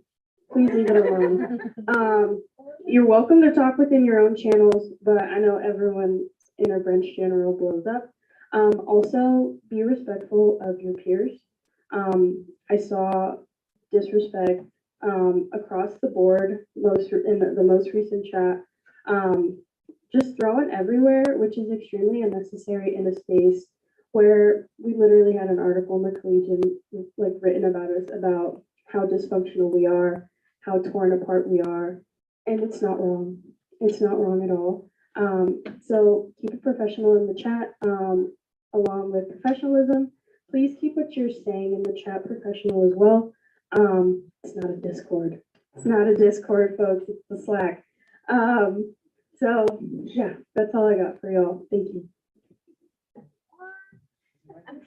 It is your turn. Yeah, Chair Doyle. Sorry, I just have a question on the attendance thing. Is the attendance measured by arriving at Senate or staying through the whole session? So we can go into, I have it pulled up, our bylaws, section 678.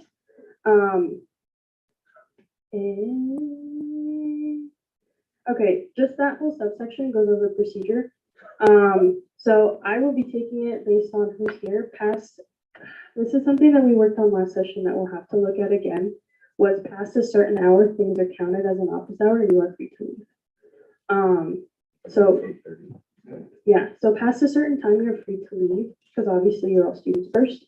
So I will be counting it off like roll call, but obviously sometimes people come in late.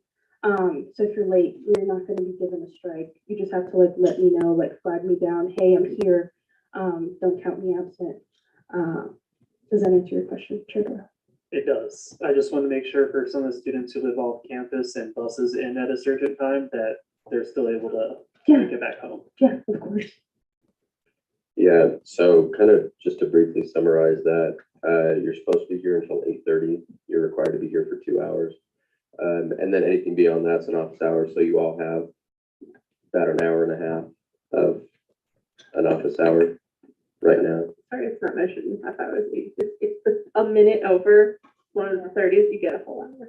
Oh, well, you got 2 hours, folks, so let us do.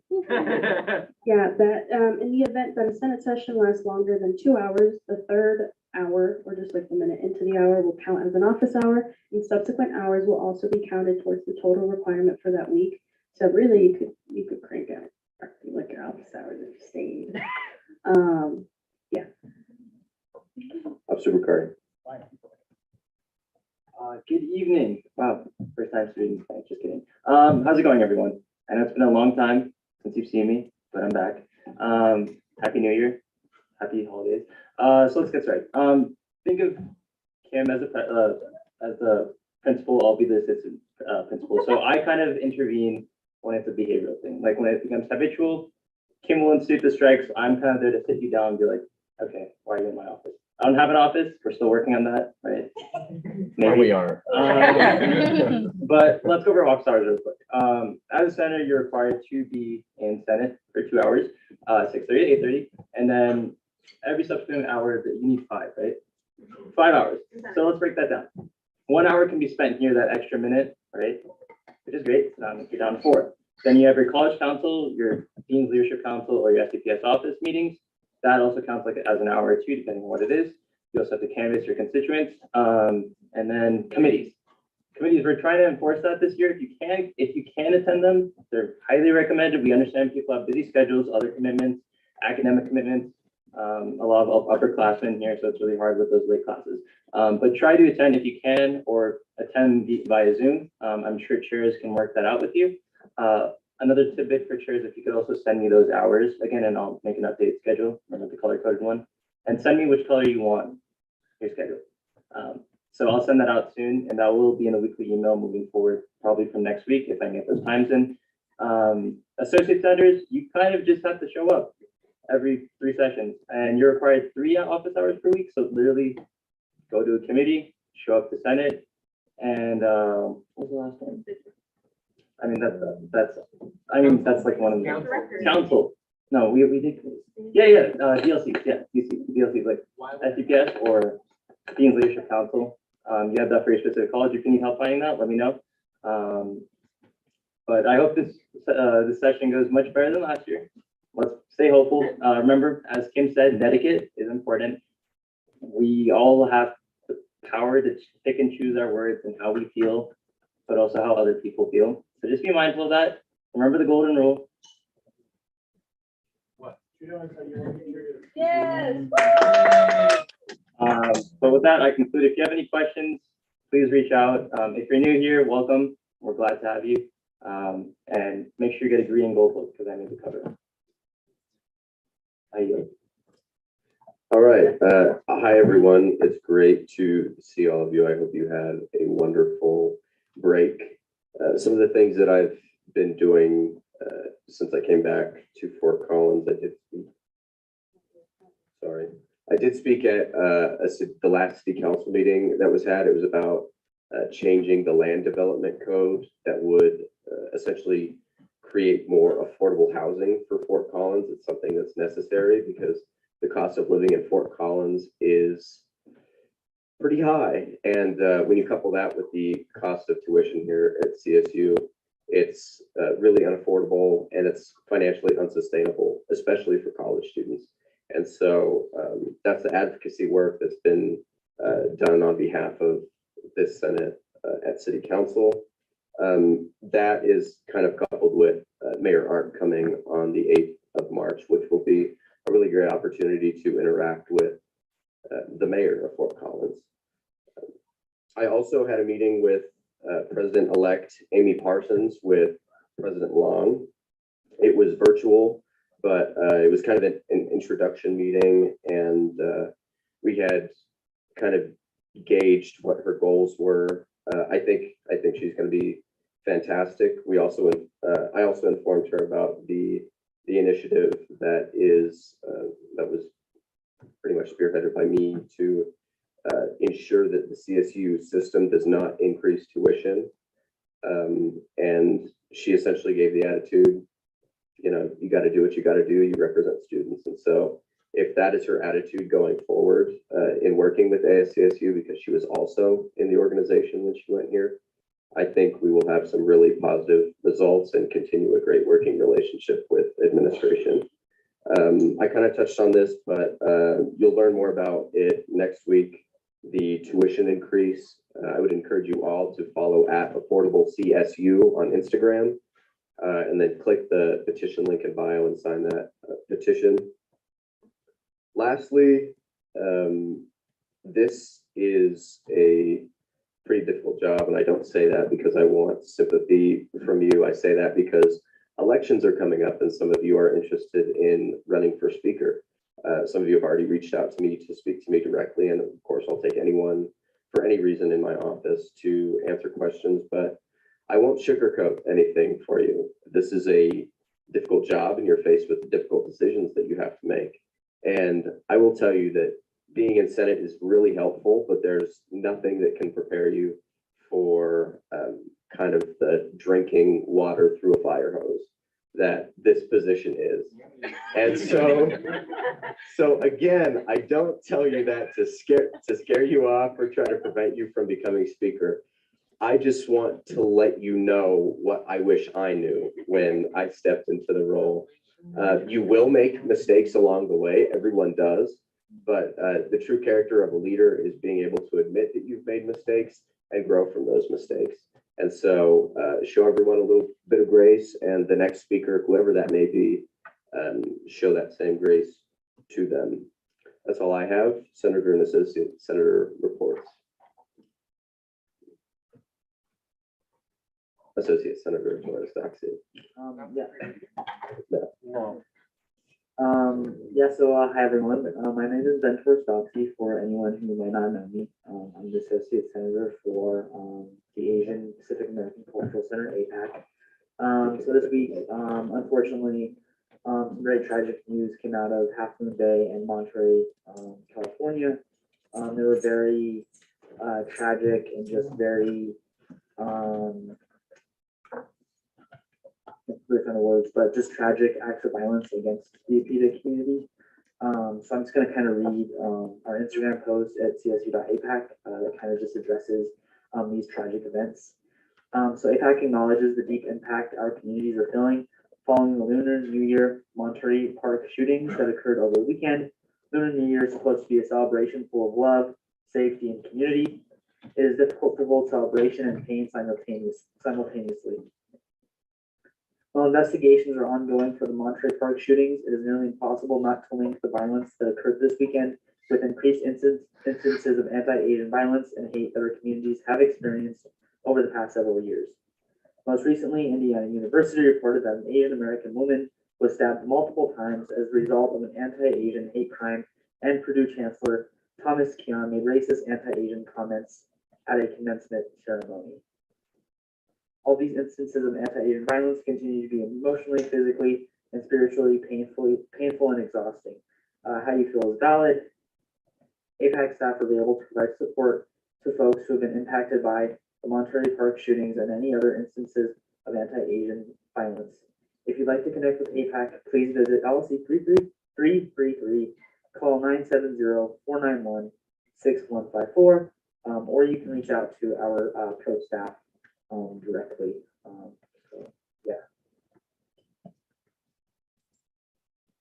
Thank you, Associate Senator Torres Doxey. One thing I forgot to mention, next week our guest speaker will be Larimer County Commissioner John Cafalas.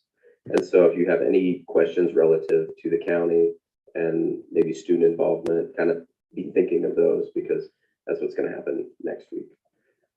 Chair Trapp. I think I'm last. You raised it last? I think so. I thought so. Put me last on that list. Other people did their things before me. Then Senator Lowe.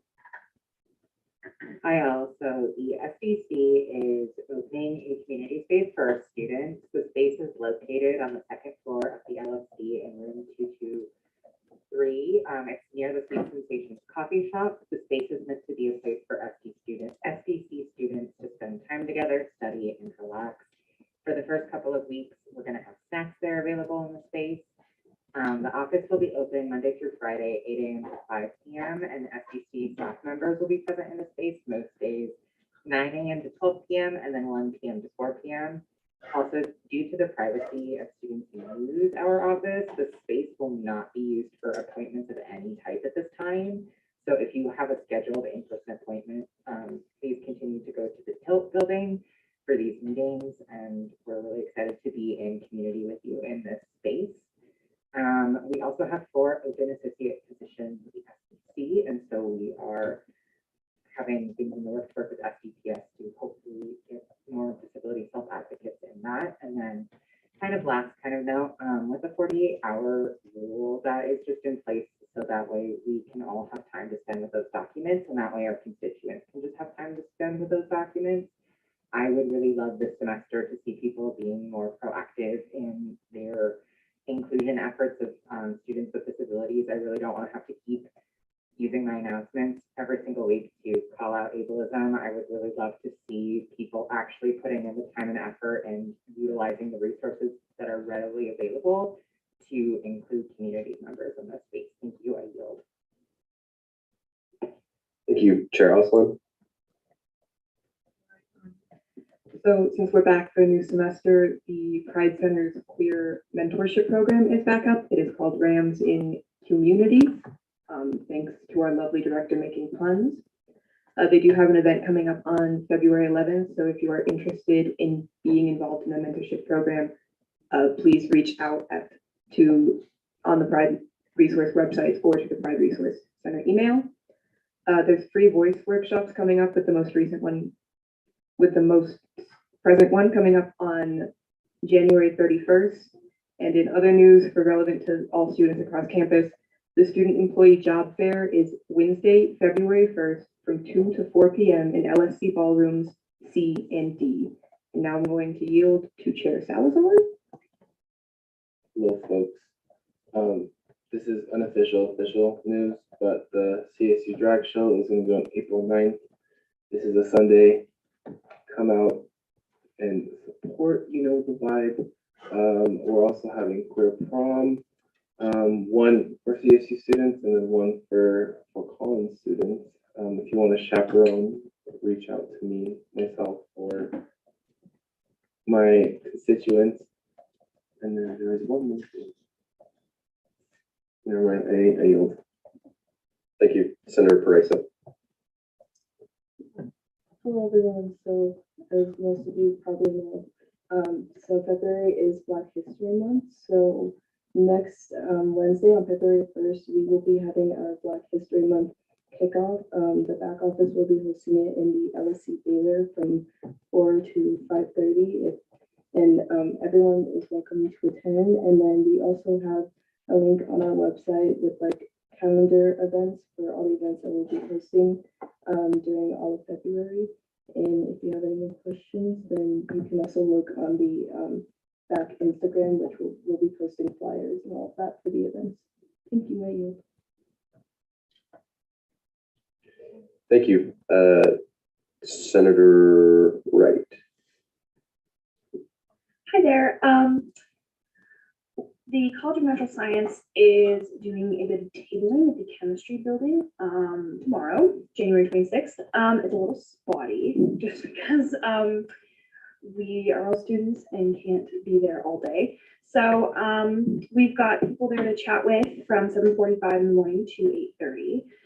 Big chunk of time, and then we have noon to 1. Lovely Ava is going to help with that.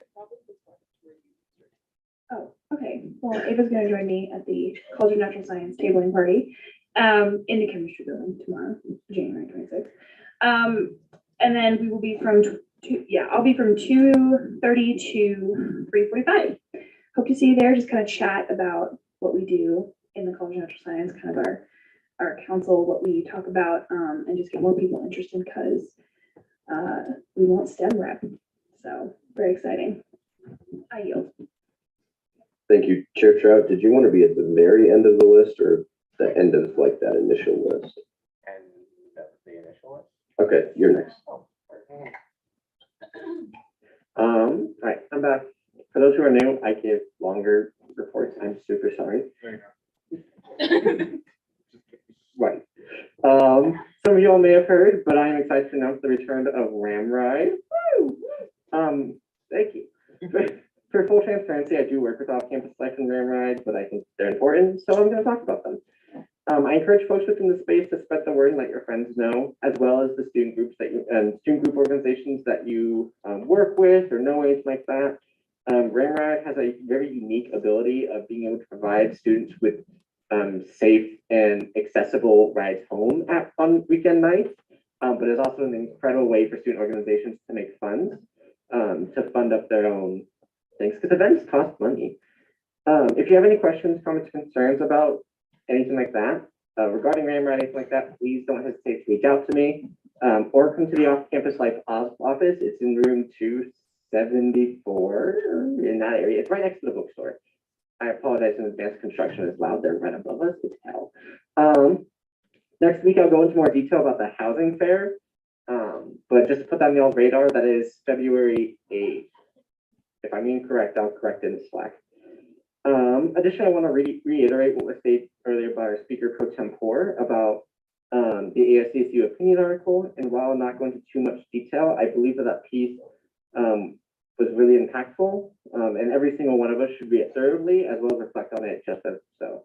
We have a rare ability to advocate for those who cannot, and I truly do hope that the semester breathes in a more productive and collaborative session as it feels as it will. Thank you all for your ears tonight. Have a wonderful rest of your week, and I will see y'all soon. I yield. Thank you, Senator Melchior. Hello, everyone. So one of my big things that we're trying to work on campus is building a community of collective care around mental health. One of the things that I'm doing for that is I'm partnering with Director Silverhart to institute monthly mental health tablings, where we inform our student body about mental health resource offered through our health network. For this, our first tabling is going to be February 7th from 10 a.m. to 2 p.m. If anyone is interested in that, please reach out to either myself or Director Silverhart. And then another initiative I'm doing is working with the Health Network and ALDS to host events. Our first one tomorrow is a mindful chill-out session. It's going to be in LSC room 300 at 10 a.m. It's going to teach basics of mindfulness, do some deep breathing exercises, and help to de-stress. Thank you. I yield. Thank you, Senator Melchior. Awesome. Thank you so much. Really, I don't necessarily have an update per se, but I just wanted to make a quick statement, and it'll be fast. But looking at the end of last semester, it was hard. I did almost leave this group, but I just want to say that, like, looking forward, I have a vision, and I really want to work on this vision, and it's to unite this room and get a lot done in this room. And I believe that we all can do that.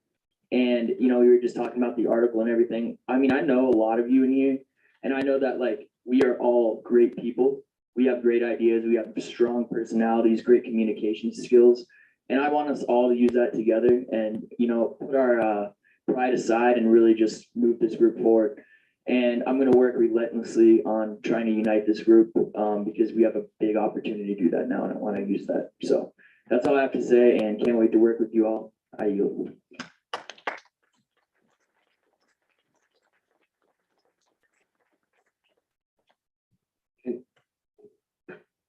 Motion to take the facts on off the agenda.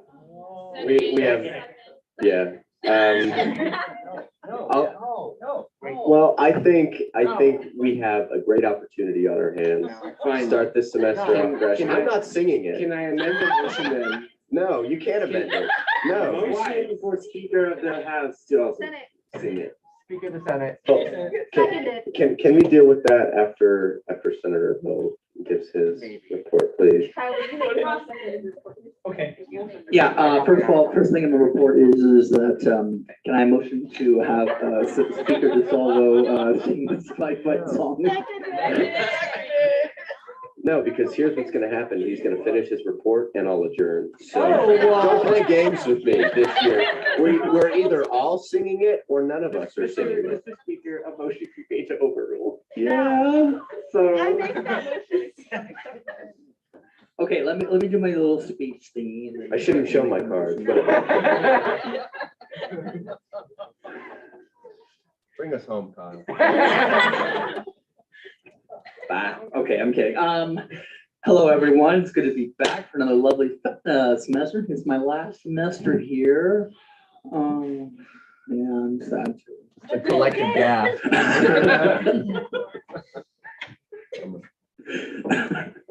Okay, maybe one more year, who knows? Forget my master's program or whatever. Beside the point, I'm trying to make this last semester count. My last opportunity to do everything I can as senator for the school. So I'm gonna do whatever I can to unite. I hate saying this, sides of the aisle, but apparently that was the theme last semester that I absolutely abhor. And this semester, I want to make a new direction for what I guess in the past our side to unite and become one whole body and protect others with underrepresented minorities and and statuses. And I will be committing to do that this semester. And another note specific to my agenda, I will be the electric love bill was amazingly named by our wonderful Speaker Pro Tempore, who I don't know how to name that, but I think that I went out and talked to the person, one of the people in UFAB, and unfortunately UFAB, they no longer took any requests. But the other thing is there's plenty of AEDs all around campus as well. So finding ways places to do that would be good.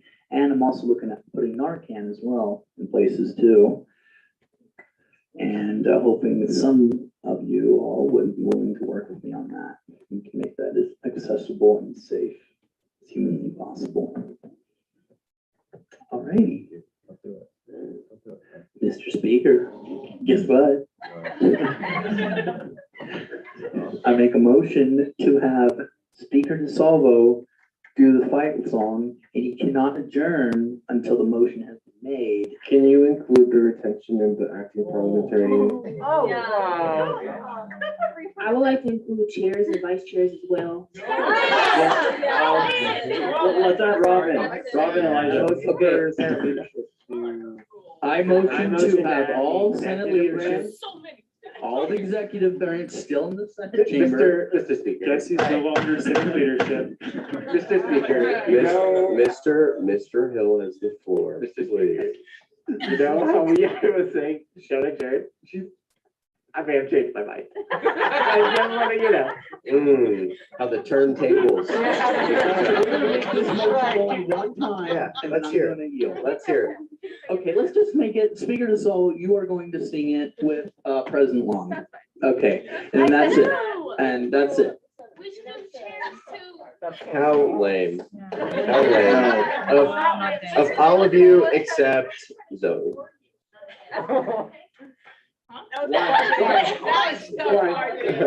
I said, how lame of all of you except Zoe.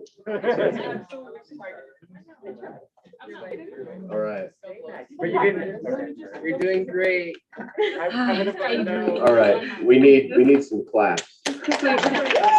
No. Okay, let me explain. 1, 2, 3. I discover and sing to the soul. As and the field we thunder, I sound the beat. Fight with all your might and might. Discover and fight, no rest.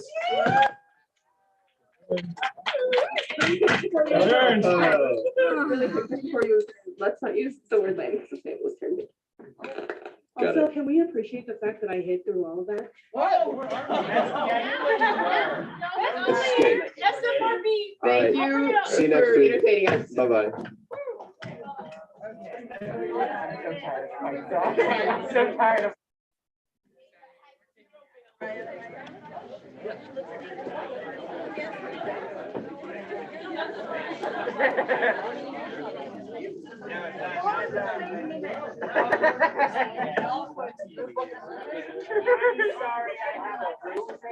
I'm sorry.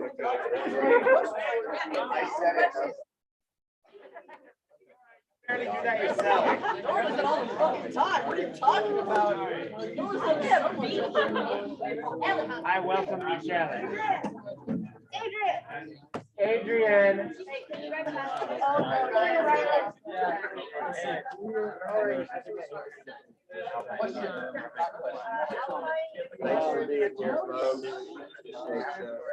Good sport.